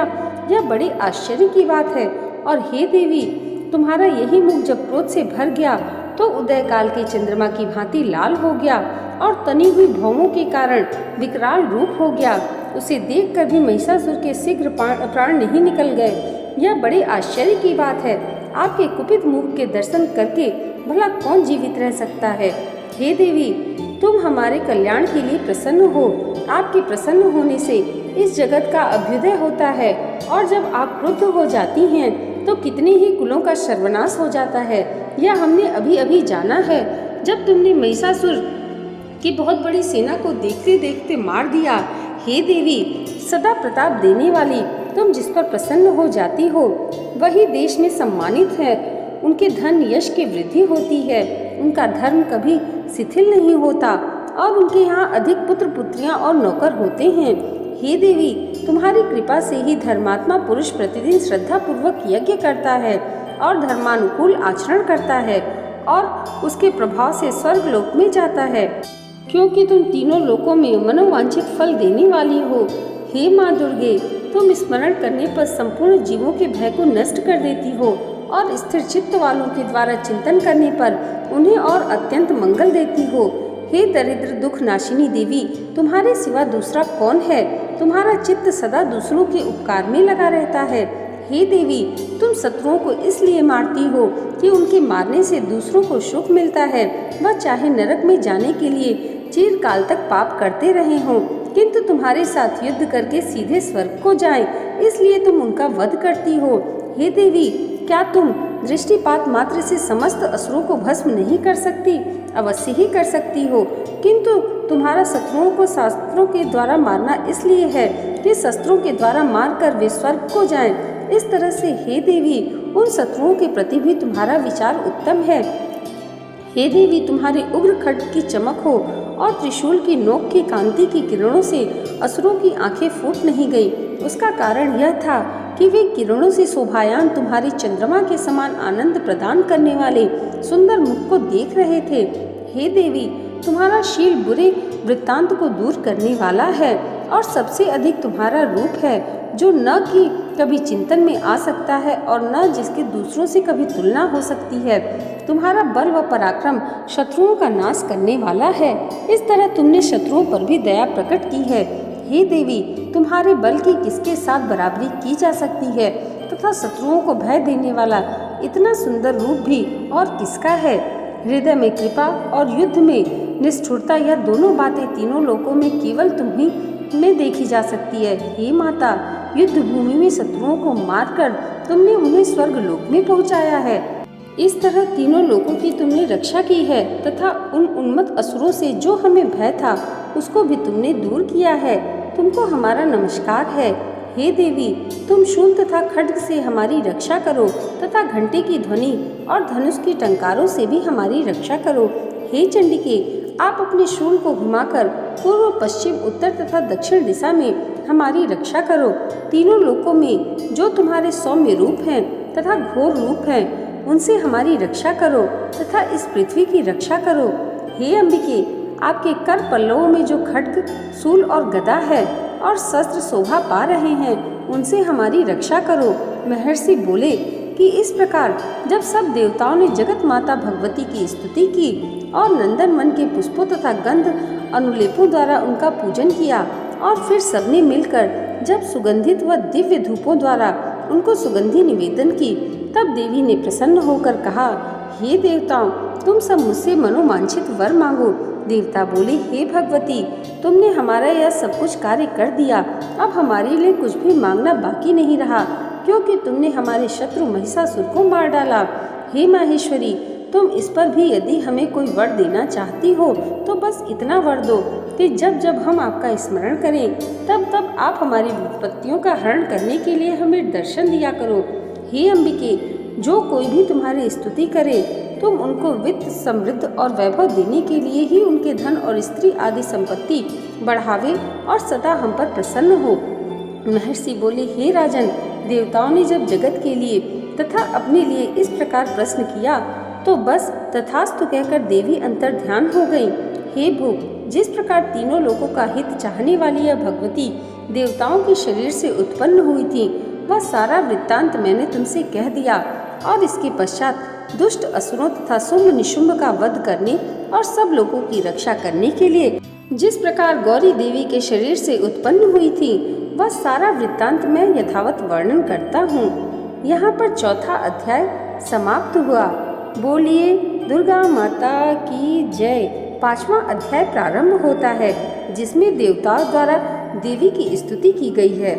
महर्षि मेधा ने कहा, पूर्व काल में शुंभ निशुंभ नामक असुरों ने अपने बल के मद से इंद्र का त्रिलोकी का राज्य और यज्ञों के भाग छीन लिए और वह दोनों इसी प्रकार सूर्य, चंद्रमा, धर्मराज और वरुण के अधिकार को भी छीनकर स्वयं ही उनका उपयोग करने लगे। वायु और अग्नि का कार्य भी वही करने लगे और इसके पश्चात उन्होंने जिन देवताओं का राज्य छीना था उनको अपने अपने स्थान से निकाल दिया। इस तरह से अधिकार छीने हुए दैत्यों तथा दैत्यों द्वारा निकाले हुए देवता अपराजित देवी का स्मरण करने लगे कि देवी ने हमको वर दिया था कि मैं तुम्हारी संपूर्ण विपत्तियों को नष्ट करके रक्षा करूंगी। ऐसा विचार कर सब देवता हिमालय पर गए और भगवती विष्णु माया की स्तुति करने लगे। देवताओं ने कहा, देवी को नमस्कार है, शिव को नमस्कार है, प्रकृति और भद्रा को नमस्कार है। हम लोग रौद्र, नृत्या और गौरी को नमस्कार करते हैं। ज्योत्सनामयी, चंद्र रूपिणी व सुख रूपा देवी को निरंतर नमस्कार करते हैं। शरणागतों का कल्याण करने वाली वृद्धि और सिद्धि रूपा देवी को हम बार बार नमस्कार करते हैं और नए ऋतु राजाओं की लक्ष्मी तथा सर्वाणी को नमस्कार करते हैं। दुर्गा को दुर्गे स्थलों को पार करने वाली दुर्गपारा को सारा सर्वकारिणी ख्याति कृष्ण और ध्रुव देवी को सदैव नमस्कार है। अत्यंत सौम्य तथा अत्यंत रौद्र रूपा को हम नमस्कार करते हैं, उन्हें हमारा बारंबार प्रणाम है। जगत की आधारभूत कृति देवी को बार बार नमस्कार करते हैं। जिस देवी को प्राणी मात्र विष्णु माया कहते हैं उसको नमस्कार है, उसको नमस्कार है, उसको नमस्कार है। जो देवी संपूर्ण प्राणियों में चेतना कहलाती है उनको नमस्कार है, उनको नमस्कार है। जो देवी संपूर्ण प्राणियों में बुद्धि रूप से स्थित है उसको नमस्कार है, उसको नमस्कार है। जो देवी सब प्राणियों में निद्रा रूप से विराजमान है उनको नमस्कार है, उनको नमस्कार है। जो देवी संपूर्ण प्राणियों में क्षुधा रूप से विराजमान है उसको नमस्कार है, उसको नमस्कार है। जो देवी संपूर्ण प्राणियों में छाया रूप से स्थित है उसको नमस्कार है, उसको नमस्कार है। जो देवी सब प्राणियों में शक्ति रूप से स्थित है उसको नमस्कार है, उसको नमस्कार है। जो देवी संपूर्ण प्राणियों में तृष्णा रूप से स्थित है उसको नमस्कार है, उसको नमस्कार है। जो देवी सब प्राणियों में शांति रूप से स्थित है उसको नमस्कार है, उसको नमस्कार है। जो देवी सब प्राणियों में जाति रूप में स्थित है उसको नमस्कार है, उसको नमस्कार है। जो देवी सब प्राणियों में लज्जा रूप में स्थित है, उसको नमस्कार है, उसको नमस्कार है। जो देवी संपूर्ण प्राणियों में श्रद्धा रूप से स्थित है, उसको नमस्कार है, उसको नमस्कार है। जो देवी संपूर्ण प्राणियों में कांति रूप में स्थित है, जो देवी सब प्राणियों में लक्ष्मी रूप से स्थित है, उनको नमस्कार है, उसको नमस्कार है। जो देवी संपूर्ण प्राणियों में वृत्ति रूप से स्थित है, उसको नमस्कार है, उसको नमस्कार है। जो देवी सब प्राणियों में स्मृति रूप से विराजमान है, उसको नमस्कार है, उसको नमस्कार है। जो देवी सब प्राणियों में दया रूप से स्थित है, उसको नमस्कार है, उसको नमस्कार है।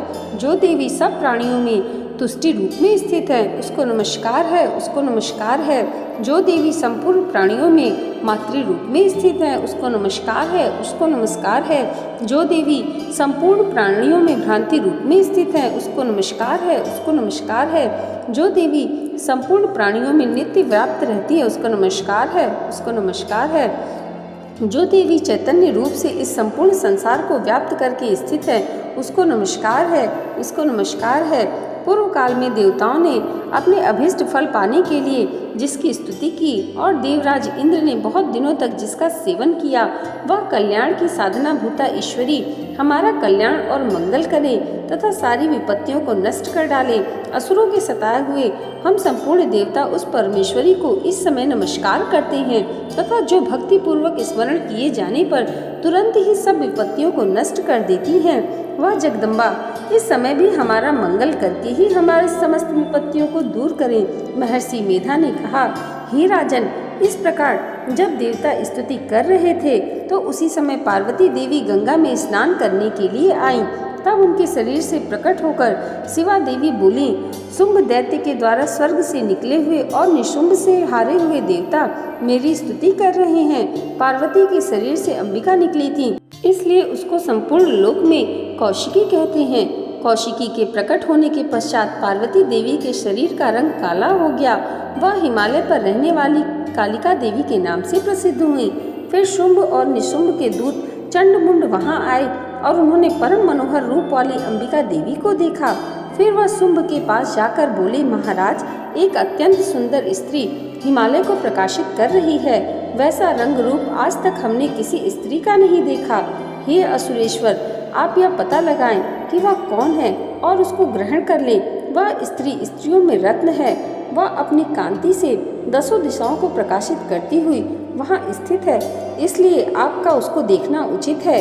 हे प्रभु, तीनों लोकों के हाथी, घोड़े और मणि इत्यादि जितने रत्न हैं, वह सब इस समय आपके घर में शोभायमान हैं। हाथियों में रत्न रूप ऐरावत हाथी, उच्चैश्वर नामक घोड़ा जो आप इंद्र से ले आए हैं, हंसों द्वारा जुता हुआ विमान जो कि ब्रह्मा जी के पास था, अब भी आपके पास है, और यह महापद्म नामक खजाना आपने कुबेर से छीना है। समुद्र ने आपको सदा खिले हुए फूलों की किंजलकिनी नामक माला दी है। वरुण का कंचन की वर्षा करने वाला छत्र आपके पास है। रथों में श्रेष्ठ प्रजापति का रथ भी आपके पास ही है। दैतेंद्र, मृत्यु से उत्क्रांतिका नामक शक्ति भी आपने छीन ली है, और वरुण का पास भी आपके भ्राता निशुंभ के अधिकार में है, और जो अग्नि में न जल सके ऐसे 2 वस्त्र भी अग्निदेव ने आपको दिए हैं। हे दैत्यराज, इस प्रकार सारी रत्न रूपी वस्तुएं आप संग्रह कर चुके हैं, तो फिर आप यह कल्याणकारी स्त्रियों में रत्न रूप अनुपम स्त्री आप क्यों नहीं ग्रहण करते? महर्षि मेधा बोले, चंडमुंड का यह वचन सुनकर शुंभ ने विचारा कि सुग्रीव को अपने दूत बनाकर देवी के पास भेजा जाए। प्रथम उसको सब कुछ समझा दिया और कहा कि वहां जाकर तुम उसको अच्छी तरह से समझाना और ऐसा उपाय करना जिससे वह प्रसन्न होकर तुरंत मेरे पास चली आए। भली प्रकार समझा कर कहना। दूत सुग्रीव पर्वत के उस रमणीय भाग में पहुंचा जहां देवी रहती थी।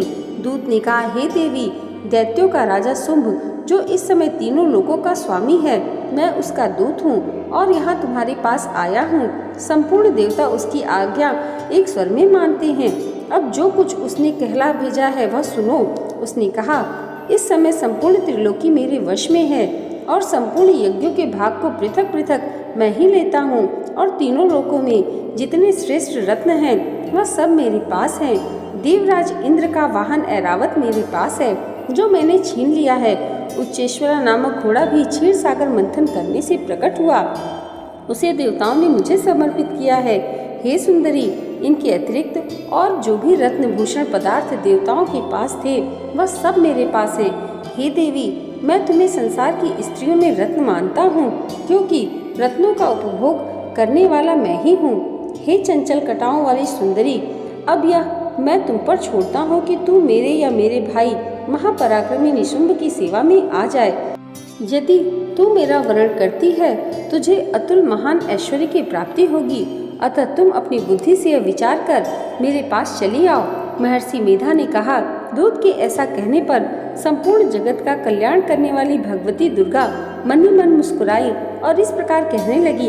देवी ने कहा, हे दूत, तू जो कुछ कह रहा है वह सत्य है और इसमें किंचित मात्र भी झूठ नहीं है। शुंभ इस तीनों लोकों का स्वामी है और निशुंभ भी उसी की तरह पराक्रमी है, किंतु इसके संबंध में मैं जो प्रतिज्ञा कर चुकी हूँ उसे मैं कैसे झुठला सकती हूँ। अतः तू मैंने जो प्रतिज्ञा की है वह सुन।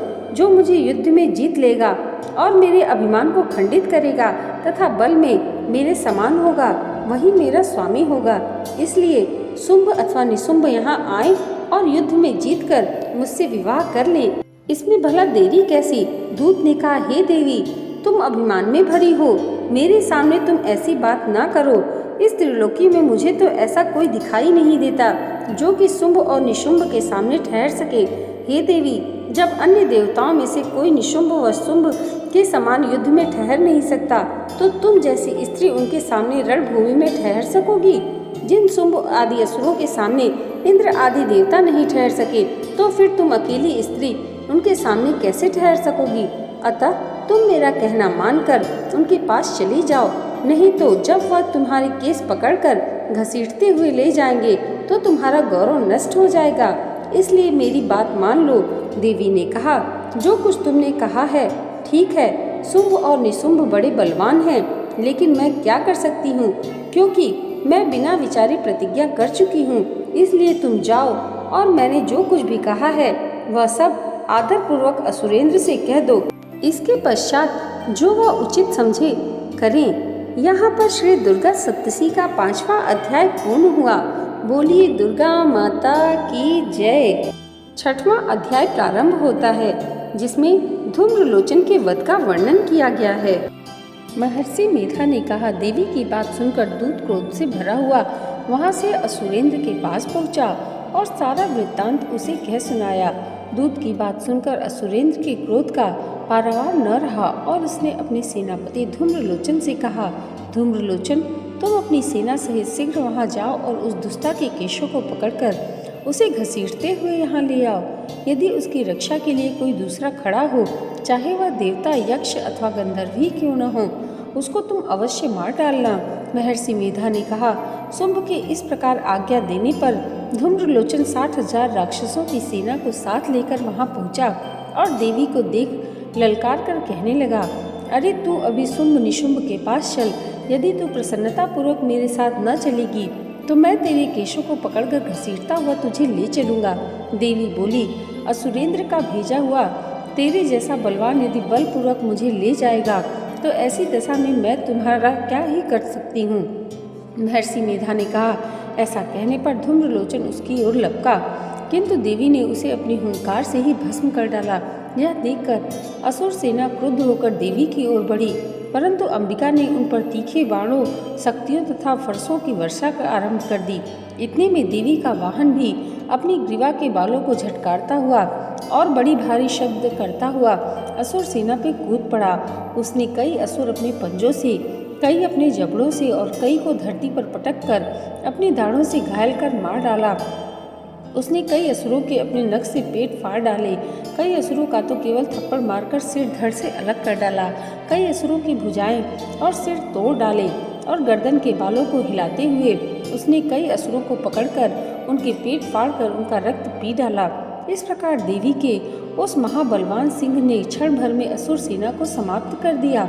शुंभ ने जब यह सुना कि देवी ने धूम्रलोचन असुर को मार डाला और उसके सिंह ने सारी सेना का संहार कर डाला, तब उसको बड़ा क्रोध आया। उसके मारे क्रोध के होठ फड़कने लगे। उसने चंड तथा मुंड नामक महाअसुरों को आज्ञा दी, हे चंड, हे मुंड, तुम अपने साथ एक बड़ी सेना लेकर वहां जाओ और उस देवी के बाल पकड़कर उसे बांधकर तुरंत यहाँ ले आओ। यदि उसको यहाँ लाने में किसी प्रकार का संदेह हो तो अपनी सेना सहित उससे लड़ते हुए उसको मार डालो, और जब वह दुष्टा और उसका सिंह दोनों मारे जाए तब भी उसको बांधकर यहाँ ले आना। यहाँ पर 6वां अध्याय समाप्त होता है।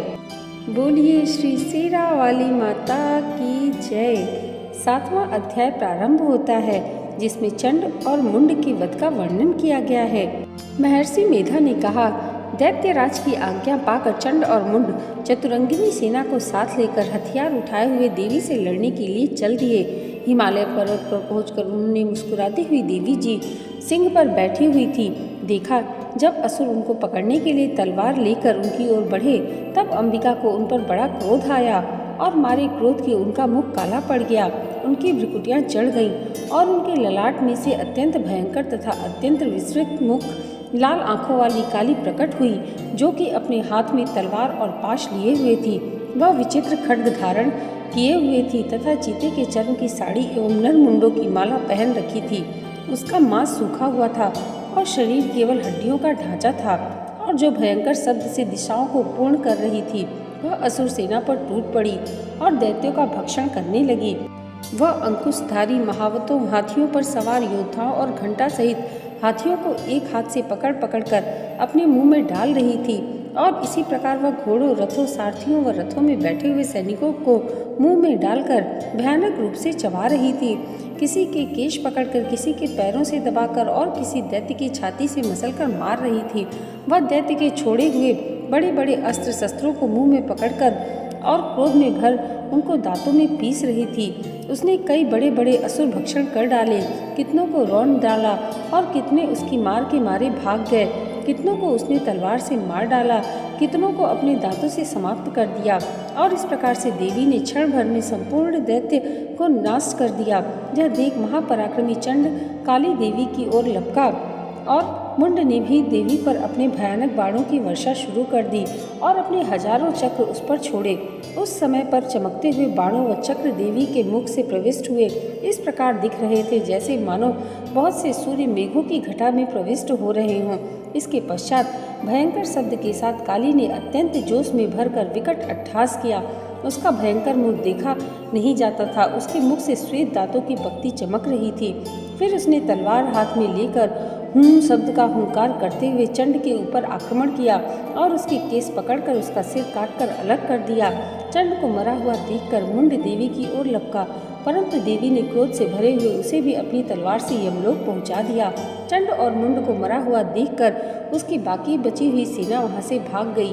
उसके पश्चात काली चंड और मुंड के कटे हुए सिरों को लेकर चंडिका के पास गई और प्रचंड अट्टहास के साथ कहने लगी, हे देवी, चंड और मुंड दो महादैत्यों को मारकर तुम्हें भेंट कर दिया है। अब शुंभ और निशुंभ का तुमको स्वयं वध करना है। महर्षि मेधा ने कहा। वहां लाए हुए चंड और मुंड के सिरों को देखकर कल्याणकारी चंडी ने काली से मधुर वाणी में कहा, हे देवी, तुम चूंकि चंड और मुंड को मेरे पास लेकर आई हो, अतः संसार में चामुंडा के नाम से तुम्हारी ख्याति होगी। 7वां अध्याय यहाँ पर समाप्त होता है। बोलिए शेरा वाली माता की जय। 8वां अध्याय प्रारंभ होता है जिसमें रक्त बीज के वध का वर्णन किया गया है। महर्षि मेधा ने कहा, चंड और मुंड नामक असुरों के मारे जाने से और बहुत सी सेना के नष्ट हो जाने से असुरों के राजा प्रतापी शुंभ ने क्रोधयुक्त अपनी संपूर्ण सेना को युद्ध के लिए तैयार होने की आज्ञा दी। उसने कहा, अब उदायुध नामक 86 असुर सेनापति अपनी सेनाओं के साथ युद्ध के लिए जाएं और कंबु नामक 84 सेनापति भी युद्ध के लिए जाएं और कोटिवीर्य नामक 50 सेनापति और धौम्रकुल नाम के 100 सेनापति प्रस्थान करें। कालक, दौहद, मौर्य और कालकेय यह दैत्य भी अपनी मेरी आज्ञा से सच कर युद्ध के लिए कूच करे। भयानक शासन करने वाला असुरों का स्वामी शुंभ इस प्रकार आज्ञा देकर बहुत बड़ी सेना के साथ युद्ध के लिए चला। उसकी सेना को अपनी ओर आता देखकर चंडिका ने अपने धनुष की टंकोर से पृथ्वी और आकाश के बीच का भाग गुंजा दिया। हे राजन, इसके पश्चात देवी के सिंह ने दहाड़ना आरंभ कर दिया और अंबिका के घंटे के शब्दों ने उस ध्वनि को और भी बढ़ा दिया। धनुष की टंकोर, शेर की दहाड़ और घंटे के शब्द से पृथ्वी और आकाश के बीच का भाग गूंज उठा और इसके साथ ही देवी ने अपने मुख को और भी भयानक बना लिया।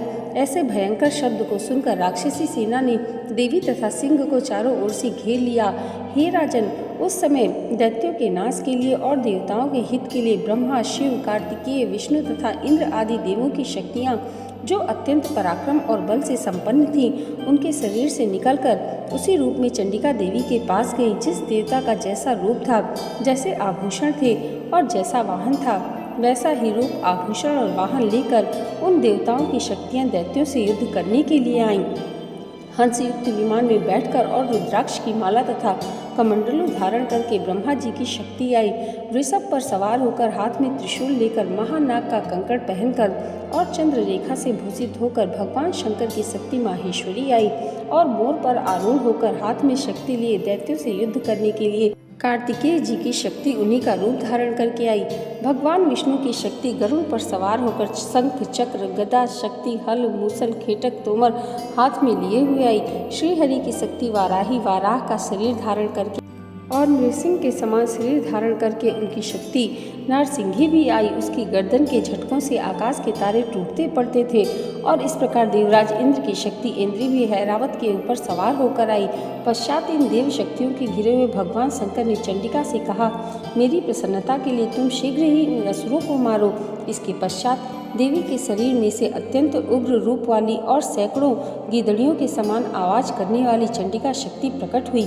उस अपराजिता देवी ने धूमिल जटा वाले भगवान श्री शंकर जी से कहा, हे प्रभु, आप मेरी ओर से दूत बनकर शुंभ और निशुंभ के पास जाइए और उन अत्यंत गर्वीले दैत्यों से कहिए तथा उनके अतिरिक्त और भी जो दैत्य वहाँ युद्ध के लिए उपस्थित हों, उनसे भी कहिए, जो तुम्हें अपने जीवित रहने की इच्छा हो तो त्रिलोकी का राज्य इंद्र को दे दो। देवताओं को उनका यज्ञ भाग मिलना आरंभ हो जाए और तुम पाताल को लौट जाओ। किंतु यदि बल के गर्व से तुम्हारी लड़ने की इच्छा हो तो फिर आ जाओ। तुम्हारे मांस से मेरी योगिनियाँ तृप्त हों।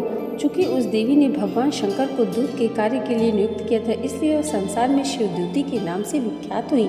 भगवान शंकर से देवी का संदेश पाकर उन दैत्यों के क्रोध का कोई आर पार न रहा और वह जिस स्थान पर देवी विराजमान थी वहां पहुंच गए और जाने के साथ ही उस पर बाणों और शक्तियों की वर्षा करने लगे।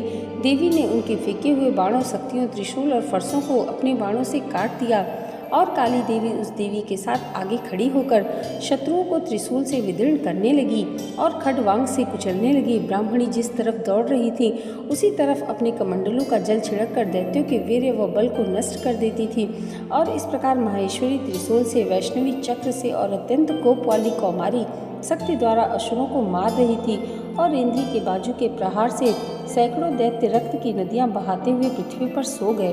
वाराही ने कितने ही राक्षसों को अपनी थूथन द्वारा मृत्यु के घाट उतार दिया। दाढ़ों के अग्रभाग से कितने ही राक्षसों की छाती को चीर डाला और चक्र के चोट से कितनों को ही विदीर्ण करके धरती पर डाल दिया। बड़े बड़े राक्षसों को नारसिंही अपने नखों से विदीर्ण करके भक्षण कर रही थी और सिंहनाद से चारों दिशाओं को गुंजारित हुए रणभूमि में विचर रही थी। शिवदूती प्रचंड अट्टहास से कितने ही दैत्य भयभीत होकर पृथ्वी पर गिर पड़े और उनके गिरते ही वह उनको भक्षण कर गई।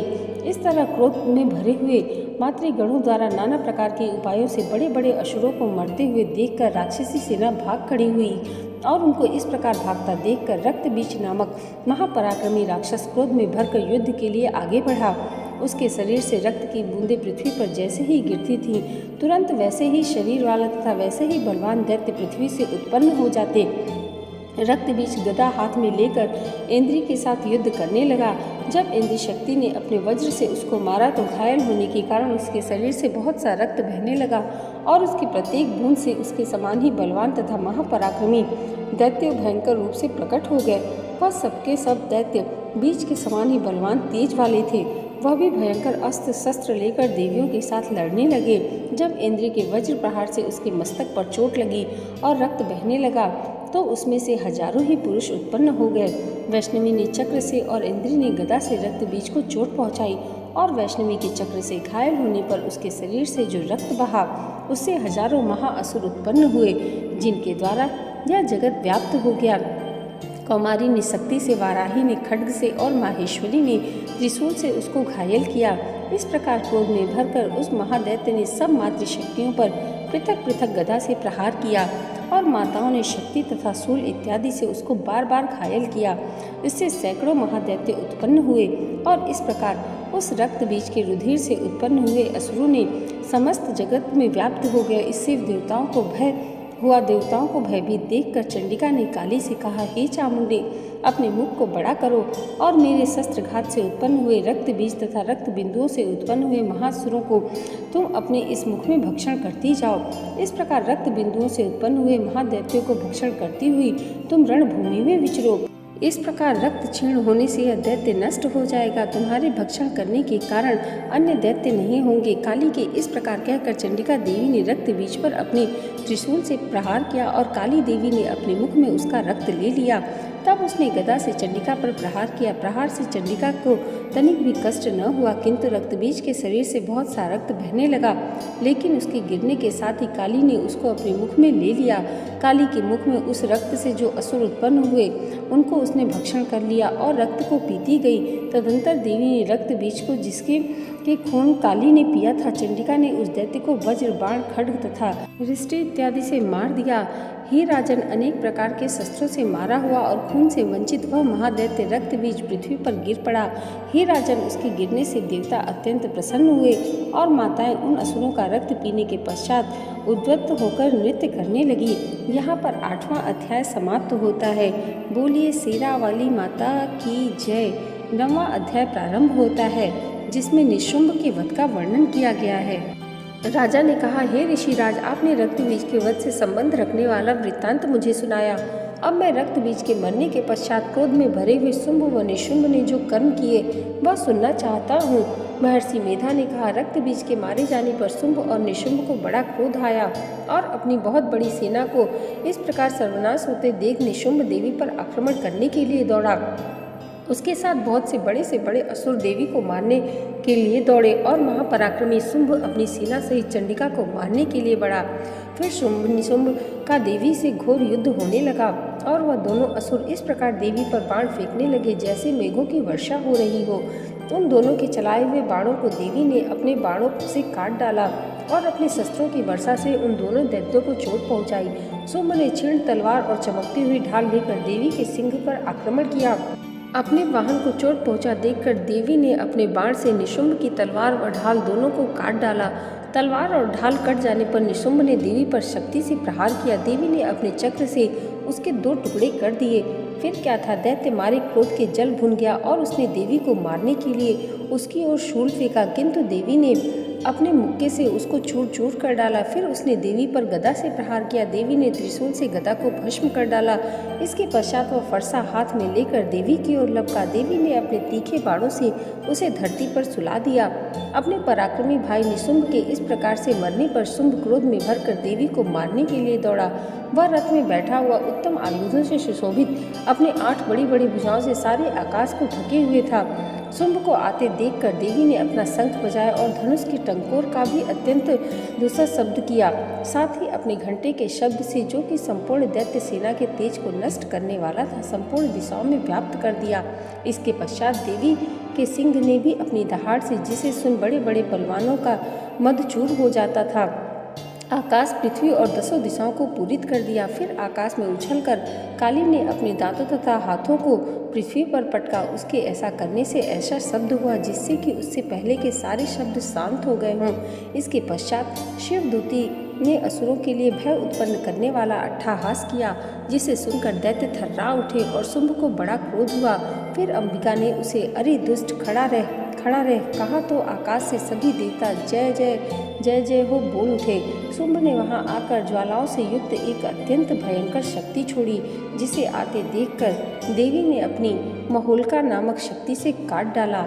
हे राजन, फिर शुंभ के सिंहनाद से तीनों लोक व्याप्त हो गए और उसकी प्रतिध्वनि से ऐसा घोर शब्द हुआ जिसने इससे पहले के सब शब्दों को जीत लिया।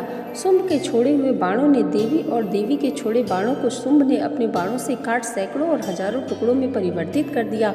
इसके पश्चात जब चंडिका ने क्रोध में भर शुंभ को त्रिशूल से मारा तो वह मूर्छित होकर पृथ्वी पर गिर पड़ा।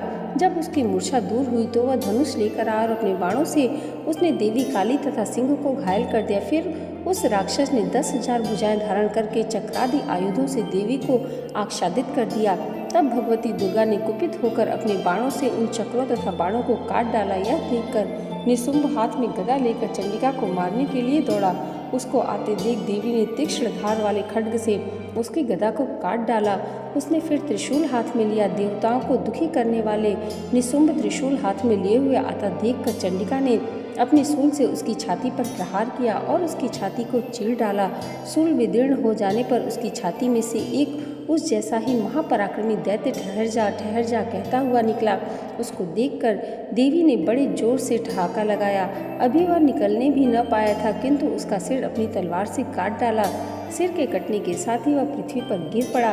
तदंतर सिंह दहाड़ दहाड़ कर असुरों का भक्षण करने लगा और काली शिव दूती भी राक्षसों का रक्त पीने लगी। कौमारी की शक्ति से कितने ही महादैत्य नष्ट हो गए। ब्रह्मा जी के कमंडल के जल से कितने ही असुर समाप्त हो गए।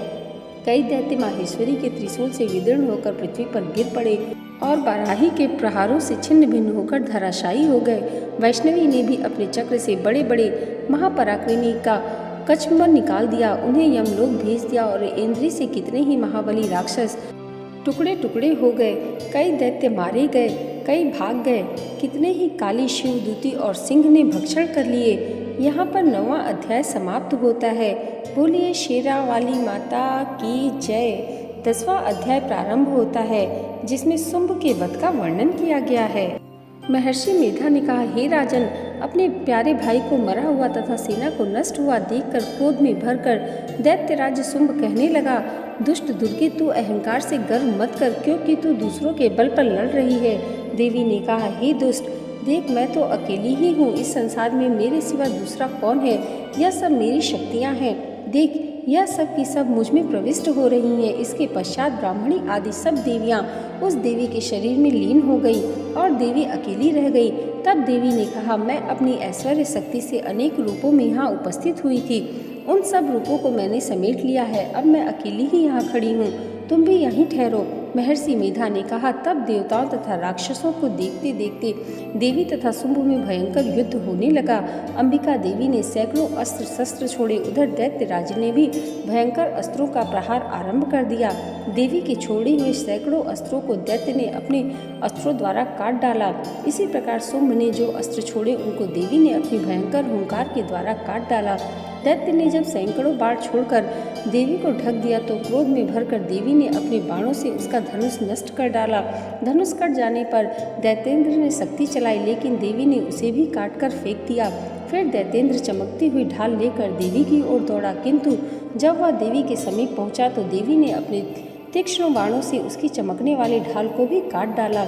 फिर दैत्येंद्र का घोड़ा मर गया, रथ टूट गया, सारथी मारा गया। तब वह भयंकर मुद्रा लेकर देवी पर आक्रमण करने के लिए चला, किंतु देवी ने अपने तीक्ष्ण बाणों से उसके मुद्दर को भी काट डाला।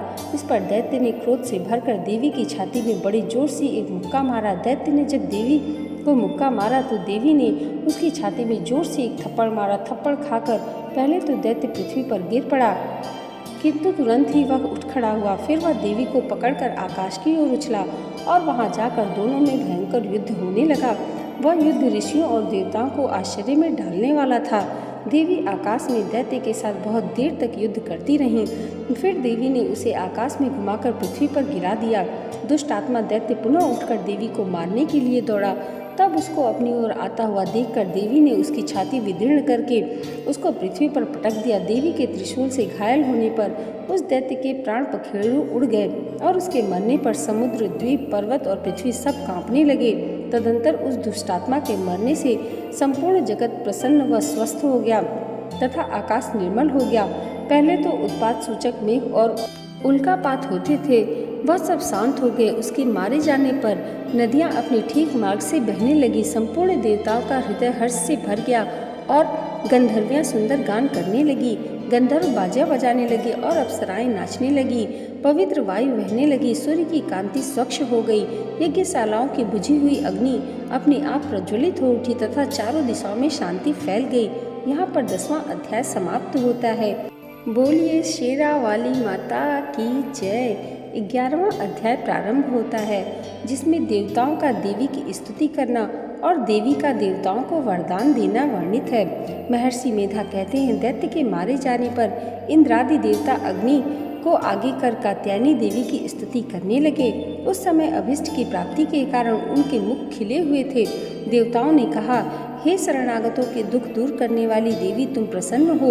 हे संपूर्ण जगत की माता, तुम प्रसन्न हो। विंध्येश्वरी, तुम विश्व की रक्षा करो, क्योंकि तुम ईश्वर और अचर की ईश्वरी हो। हे देवी, संपूर्ण जगत की आधार रूपी, क्योंकि तुम पृथ्वी रूप में ही स्थिर हो और अत्यंत पराक्रम वाली देवी हो। तुम विष्णु की शक्ति हो और विश्व की बीज परमाया हो, और तुमने ही इस संपूर्ण जगत को मोहित कर रखा है। तुम्हारे प्रसन्न होने पर ही यह धरती मोक्ष को प्राप्त होती है। हे देवी, संपूर्ण विद्याएं तुम्हारे ही भिन्न भिन्न स्वरूप हैं। इस जगत में जितनी स्त्रियां हैं वह सब तुम्हारी ही मूर्तियां हैं। एकमात्र तुमने ही इस जगत को व्याप्त कर रखा है। तुम्हारी स्तुति किस प्रकार हो सकती है, क्योंकि तुम परम बुद्धि रूप हो और संपूर्ण प्राणी रूप, स्वर्ग और मुक्ति देने वाली हो। अतः इसी रूप में तुम्हारी स्तुति की गई है। तुम्हारी स्तुति के लिए इससे बढ़कर और क्या युक्ति हो सकती है। संपूर्ण जनों के हृदय में बुद्धि रूप होकर निवास करने वाली, स्वर्ग तथा मोक्ष प्राप्त करने वाली हे नारायणी देवी, तुमको नमस्कार हो।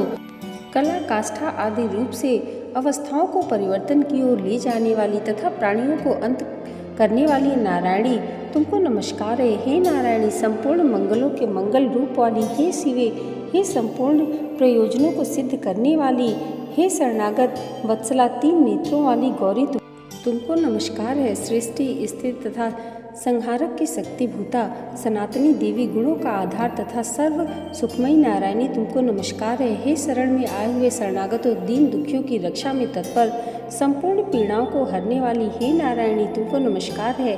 हे नारायणी, तुम ब्राह्मणी का रूप धारण करके हंसों से जुते हुए वाहन पर बैठती हो तथा कुश से अभिमंत्रित जल छिड़कती रहती हो, तुम्हें नमस्कार है। हे माहेश्वरी रूप से त्रिशूल, चंद्रमा और सर्पों को धारण करने वाली हे महावृषभ वाहन वाली नारायणी, तुम्हें नमस्कार है। मोरों तथा मुकुटों से घिरी रहने वाली महाशक्ति को धारण करने वाली कौमारी रूप धारणी निष्पाप नारायणी, तुम्हें नमस्कार है। हे शंख, चक्र, गदा, फर, श्रांग, धनुष आदि रूप आयुध को धारण करने वाली वैष्णवी शक्ति रूपा नारायणी, तुम हम पर प्रसन्न हो, तुम्हें नमस्कार है। हे दांतों पर पृथ्वी धारण करने वाली वाराह रूपिणी कल्याणमयी नारायणी, तुम्हें नमस्कार है। हे उग्र नृसिंह रूप से दैत्यों को मारने वाली, त्रिभुवन की रक्षा में संलग्न वाली नारायणी, तुम्हें नमस्कार है। हे मस्तक पर किरीट और हाथ में महावज्र धारण करने वाली, सहस्त्र नेत्रों के कारण उज्ज्वल वृत्तासुर के प्राण हरने वाली इंद्र शक्ति हे नारायणी, तुम्हें नमस्कार है। हे शिवदूती स्वरूप से दैत्यों के महामत को नष्ट करने वाली, हे घोर रूप वाली, हे महाशब्द वाली हे नारायणी, तुम्हें नमस्कार है। दाढ़ों के कारण विकराल मुख वाली, मुंडमाला से विभूषित मुंड मर्दिनी चामुंडा रूपा नारायणी, तुम्हें नमस्कार है। हे लक्ष्मी, लज्जा, महाविद्या, श्रद्धा, पुष्टि, स्वधा, ध्रुवा, महारात्रि तथा महाविद्या रूपा नारायणी, तुमको नमस्कार है। हे मेधा सरस्वती, सर्वोत्कृष्ट ऐश्वर्य रूपिणी पार्वती, महाकाली, नियंता तथा इस रूपिणी नारायणी, तुम्हें नमस्कार है। हे सर्वरूप सर्वेश्वरी, सर्वशक्ति युक्त देवी, हमारी भय से रक्षा करो, तुम्हें नमस्कार है।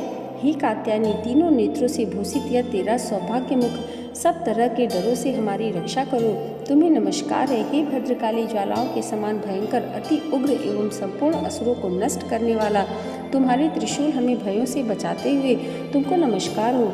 हे देवी, जो अपने शब्द से इस जगत को पूरित करके दैत्यों के तेज को नष्ट करता है, वह आपका घंटा इस प्रकार हमारी रक्षा करे जैसे कि माता अपने पुत्रों की रक्षा करती है।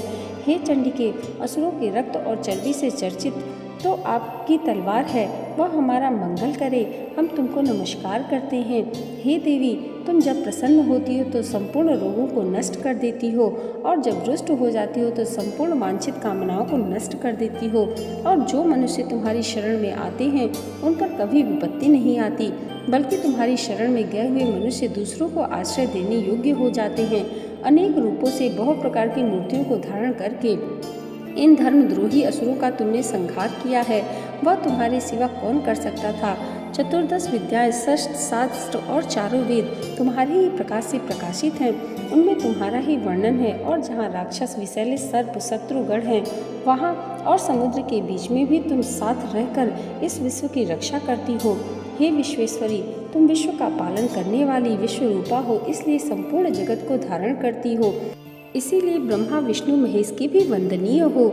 जो भक्ति पूर्वक तुमको नमस्कार करते हैं वह विश्व को आश्रय देने वाले बन जाते हैं। हे देवी, तुम प्रसन्न हो और असुरों को मारकर जिस प्रकार हमारी रक्षा की है, ऐसे ही हमारे शत्रुओं से सदा हमारी रक्षा करती रहो। संपूर्ण जगत के पाप नष्ट कर दो और पापों तथा उनके फलस्वरूप होने वाली महामारी आदि बड़े बड़े उपद्रवों को शीघ्र ही दूर कर दो।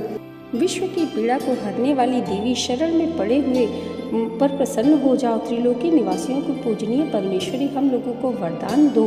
देवी ने कहा, हे देवताओं, मैं तुमको वर देने को तैयार हूँ। आपकी जैसी इच्छा हो वैसा वर मांग लो, मैं तुमको दूंगी। देवताओं ने कहा, हे सर्वेश्वरी, त्रिलोकी के निवासियों की समस्त पीड़ाओं को तुम इसी प्रकार हरती रहो और हमारे शत्रुओं का इसी प्रकार नाश करती रहो। देवी ने कहा, वैवस्वत मनवंतर में 28वें युग में 2 और महाअसुर शुंभ और निशुंभ उत्पन्न होंगे। उस समय मैं नंदगोप के घर से यशोदा के गर्भ से उत्पन्न होकर विंध्याचल पर्वत पर शुंभ और निशुंभ का संहार करूंगी। फिर अत्यंत भयंकर रूप से पृथ्वी पर अवतीर्ण होकर मैं प्रचित्त नामक दानवों का नाश करूंगी। उन भयंकर महाअसुरों को भक्षण करते समय मेरे दांत अनार पुष्प के समान लाल होंगे। इसके पश्चात स्वर्ग में देवता और पृथ्वी पर मनुष्य मेरी स्तुति करते हुए मुझे रक्त दंतिका कहेंगे। फिर जब 100 वर्षों तक वर्षा न होगी तो मैं ऋषियों की स्तुति करने पर आयोनिज नाम से प्रकट होंगी और अपने 100 नेत्रों से ऋषियों की ओर देखूंगी। अतः मनुष्य शताक्षी नाम से मेरा कीर्तन करेंगे।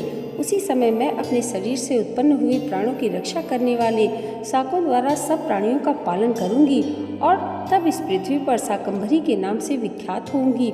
और इसी अवतार में मैं दुर्ग नामक महाअसुर का वध करूंगी और इससे मैं दुर्गा देवी के नाम से जानी जाऊंगी। इसके पश्चात जब मैं भयानक रूप धारण करके हिमालय निवासी ऋषियों महर्षियों की रक्षा करूंगी तथा भीमा देवी के नाम से मेरी ख्याति होगी, और जब फिर अरुण नामक असुर तीनों लोगों को पीड़ित करेगा, तब मैं असंख्य भ्रमरों का रूप धारण करके उस महादैत्य का वध करूंगी। तब स्वर्ग में देवता और मृत्यु लोक में मनुष्य मेरी स्तुति करते हुए मुझे भ्रामरी नाम से पुकारेंगे। इस प्रकार जब जब पृथ्वी राक्षसों से पीड़ित होगी तब तब मैं अवतरित होकर शत्रुओं का नाश करूंगी। यहाँ पर 11वां अध्याय समाप्त होता है। बोलिए शेरा वाली माता की जय। 12वां अध्याय प्रारंभ होता है जिसमें देवी के चरित्रों के पाठ के महात्म्य का वर्णन किया गया है। देवी बोली, हे देवताओं, जो पुरुष इन स्तोत्रों द्वारा एकाग्रचित होकर मेरी स्तुति करेगा उसके संपूर्ण कष्टों को निसंदेह हर लूंगी। मधु कैटव के नाश, महिषासुर के वध और शुंभ तथा निशुंभ के वध की जो मनुष्य कथा कहेंगे, मेरे महात्म को अष्टमी, चतुर्दश व नवमी के दिन एकाग्रचित्त होकर भक्ति पूर्वक सुनेंगे, उनको कभी कोई पाप न रहेगा। पाप से उत्पन्न हुई विपत्ति भी उनको न सताएगी। उनके घर में दरिद्रता न होगी और न उनको प्रियजनों को बिछोह होगा। उनको किसी प्रकार का भय नहीं होगा। इसलिए प्रत्येक मनुष्य को भक्ति पूर्वक मेरे इस कल्याणकारक महात्म्य को सदा पढ़ना और सुनना चाहिए। मेरा यह महात्म्य महामारी से उत्पन्न हुए संपूर्ण उपद्रवों को एवं 3 प्रकार के उत्पातों को शांत कर देता है। जिस घर व मंदिर में या जिस स्थान पर मेरा स्तोत्र विधि पूर्वक पढ़ा जाता है, उस स्थान का मैं कभी भी त्याग नहीं करती और वहाँ सदा ही मेरा निवास रहता है। बलिदान, पूजा, होम तथा महोत्सव में मेरा यह चरित्र उच्चारण करना तथा सुनना चाहिए। ऐसा हवन या पूजन मनुष्य जानकर या बिना जाने करे, मैं उसे तुरंत ग्रहण कर लेती हूँ। और शरद काल में प्रत्येक वर्ष जो महापूजा की जाती है, उनमें मनुष्य भक्ति पूर्वक मेरा यह महात्म्य सुनकर सब विपत्तियों से छूट जाता है और धन धान्य तथा पुत्रादि से संपन्न हो जाता है। और मेरे इस महात्म्य व कथाओं इत्यादि को सुनकर मनुष्य निर्भय हो जाता है और महात्म्य के श्रवण करने वालों के शत्रु नष्ट हो जाते हैं तथा कल्याण की प्राप्ति हेतु और उनका कुल आनंदित हो जाता है। सब कष्ट शांत हो जाते हैं तथा भयंकर स्वप्न दिखाई देना तथा घरेलू दुख इत्यादि सब मिट जाते हैं। बाल गृहों में ग्रसित बालकों के लिए यह मेरा महात्म्य परम शांति देने वाला है। मनुष्यों में फूट पड़ने पर यह भली भांति मित्रता करवाने वाला है। मेरा यह महात्म्य मनुष्यों को मेरी जैसी सामर्थ्य की प्राप्ति कराने वाला है। पशु, पुष्प, अर्घ्य धूप, गंध, दीपक इत्यादि सामग्रियों द्वारा पूजन करने से, ब्राह्मण को भोजन करा के हवन करके, प्रतिदिन अभिषेक करके, नाना प्रकार के भोगों को अर्पण करके और प्रत्येक वर्ष दान इत्यादि करके जो मेरी आराधना की जाती है और उसमें जैसी प्रसन्न हो जाती हूँ, वैसी प्रसन्न मैं इस चरित्र के सुनने से हो जाती हूँ। यह महात्मा श्रवण करने पर पापों को हर लेता है तथा आरोग्य प्रदान करता है। मेरे प्रादुर्भाव का कीर्तन दुष्ट प्राणियों से रक्षा करने के लिए होता है। युद्ध में दुष्ट दैत्यों का संहार करने वाला है। इसके सुनने से मनुष्य को शत्रुओं का भय नहीं लगता। हे देवताओं, तुमने जो मेरी स्तुति की है अथवा ब्रह्मा जी ने जो मेरी स्तुति की है वह मनुष्य को कल्याणमय बुद्धि प्रदान करने वाली है। वन में सूने मार्ग में अथवा दावानल में घिर जाने पर, वन में चोरों से घिरा हुआ या शत्रुओं द्वारा पकड़ा हुआ, जंगल में सिंहों से, व्याघ्रों से या जंगली हाथियों द्वारा पीछा किया हुआ, राजा के क्रुद्ध हो जाने पर मारे जाने के भय से, समुद्र में नाव के डगमगाने पर, भयंकर युद्ध में फंसा होने पर, किसी भी प्रकार की पीड़ा से पीड़ित, घोर बाधाओं से दुखी हुआ मनुष्य मेरे इस चरित्र को स्मरण करने से संकट से मुक्त हो जाता है। मेरे प्रभाव से सिंह, चोर या शत्रु इत्यादि दूर भाग जाते हैं और पास नहीं आते। महर्षि ने कहा, प्रचंड पराक्रम वाली भगवती चंडिका यूँ कहने के पश्चात सब देवताओं के देखते ही देखते अंतर्ध्यान हो गई और संपूर्ण देवता अपने शत्रुओं के मारे जाने पर पहले की तरह यज्ञ भाग का उपभोग करने लगे और उनको अपने अधिकार फिर से प्राप्त हो गए तथा युद्ध में देवताओं के शत्रुओं शुंभ व निशुंभ के देवी के हाथों मारे जाने पर बाकी बचे हुए राक्षस पाताल को चले गए। हे राजन, इस प्रकार भगवती अंबिका नित्य होती हुई बार बार प्रकट होकर इस जगत का पालन करती है, इसको मोहित करती है, जन्म देती हैं और प्रार्थना करने पर समृद्धि प्रदान करती हैं। हे राजन, भगवती ही महाप्रलय के समय महामारी का रूप धारण करती हैं और वही संपूर्ण ब्रह्मांड में व्याप्त है और वही भगवती समय समय पर महाकाली तथा महामारी का रूप बनाती है और स्वयं अजन्मा होती हुई भी सृष्टि के रूप में प्रकट होती हैं। वह सनातनी देवी प्राणियों का पालन करती है और वही मनुष्य के अभ्युदय के समय घर में लक्ष्मी का रूप बनकर स्थित हो जाती हैं तथा अभाव के समय दरिद्रता बनकर विनाश का कारण बन जाती हैं। पुष्प, धूप और गंध आदि से पूजन करके उसकी स्तुति करने से वह धन एवं पुत्र देती है और धर्म में शुभ बुद्धि प्रदान करती है। 12वां अध्याय समाप्त होता है। बोलिए शेरा वाली माता की जय। 13वां अध्याय प्रारंभ होता है, जिसमें देवी द्वारा राजा सुरथ और वैश्य को वरदान देने का वर्णन है। महर्षि मेधा ने कहा, हे राजन, इस प्रकार देवी के उत्तम महात्म्य का वर्णन मैंने तुमको सुनाया। जगत को धारण करने वाली इस देवी का ऐसा ही प्रभाव है। वही देवी ज्ञान को देने वाली है और भगवान विष्णु की इस माया के प्रभाव से तुम और यह वैश्य तथा अन्य विवेकी जन मोहित होते हैं और भविष्य में मोहित होंगे। हे राजन, तुम इसी परमेश्वरी की शरण में जाओ। यही भगवती आराधना करने पर मनुष्य को भोग, स्वर्ग तथा मोक्ष प्रदान करती हैं। मार्कंडेय जी ने कहा, महर्षि मेधा की यह बात सुनकर राजा सुरथ ने उन उग्र व्रत वाले ऋषि को प्रणाम किया और राज्य के छिन जाने के कारण उसके मन में अत्यंत ग्लानि हुई और वह राजा तथा वैश्य तपस्या के लिए वन को चले गए और नदी के तट पर आसन लगाकर भगवती के दर्शन के लिए तपस्या करने लगे। दोनों ने नदी के तट पर देवी की मूर्ति बनाई और पुष्प, धूप, दीप तथा हवन द्वारा उसका पूजन करने लगे। पहले उन्होंने आहार को कम कर दिया, फिर बिल्कुल निराहार रहकर भगवती में मन लगाकर एकाग्र पूर्वक उसकी आराधना करने लगे। वह दोनों अपने शरीर के रक्त से देवी को बलि देते हुए 3 वर्ष तक लगातार भगवती की आराधना करते रहे। 3 वर्ष के पश्चात जगत का पालन करने वाली चंडिका ने उनको प्रत्यक्ष दर्शन देकर कहा। देवी बोली, हे राजन तथा अपने कुल को प्रसन्न करने वाले वैश्य, तुम जिस वर की इच्छा रखते हो वह मुझसे मांगो, वह वर मैं तुमको दूंगी, क्योंकि मैं तुम पर अत्यंत प्रसन्न हूँ।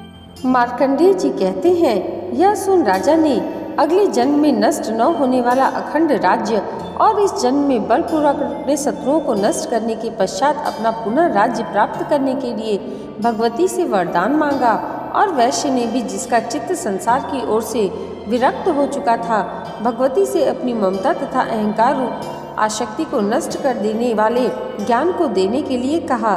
देवी ने कहा, हे राजन, तुम शीघ्र ही अपने शत्रुओं को मारकर पुनः अपना राज्य प्राप्त कर लोगे। तुम्हारा राज्य स्थिर रहने वाला होगा। फिर मृत्यु के पश्चात आप सूर्योदय के अंश से जन्म लेकर सवर्णिक मनु के नाम से इस पृथ्वी पर ख्याति को प्राप्त होंगे। हे वैश्य, कुल में श्रेष्ठ, आपने जो मुझसे वर मांगा है वह आपको देती हूँ। आपको मोक्ष को देने वाले ज्ञान की प्राप्ति होगी। मार्कंडेय जी कहते हैं, इस प्रकार उन दोनों को मनोवांछित फल प्रदान करके तथा उनसे अपनी स्तुति सुनकर भगवती अंतर्ध्यान हो गई। और इस प्रकार क्षत्रियों में श्रेष्ठ वह राजा सुरथ भगवान सूर्य देव से जन्म लेकर इस पृथ्वी पर सवर्णिक मनु के नाम से विख्यात हुए। दोस्तों, यहाँ पर श्री दुर्गा सप्तशी के सभी 13 अध्याय पूर्ण हुए। श्री दुर्गा सप्तशी के पाठ के बाद सिद्ध कुंजिका स्तोत्र का पाठ अवश्य करना चाहिए। आज की ये वीडियो आपको अगर अच्छी लगी हो तो कमेंट बॉक्स में जय माँ अम्बे जरूर लिखिएगा और इसे लाइक, और हमारे चैनल पर पहली बार आए हैं तो सब्सक्राइब करना मत भूलिएगा। माता रानी की कृपा आप सबके जीवन पर सदैव ऐसे ही बनी रहे, इसी मंगल कामना के साथ मिलते हैं अगले वीडियो में। तब तक के लिए जय माता दी, जय श्री हरि।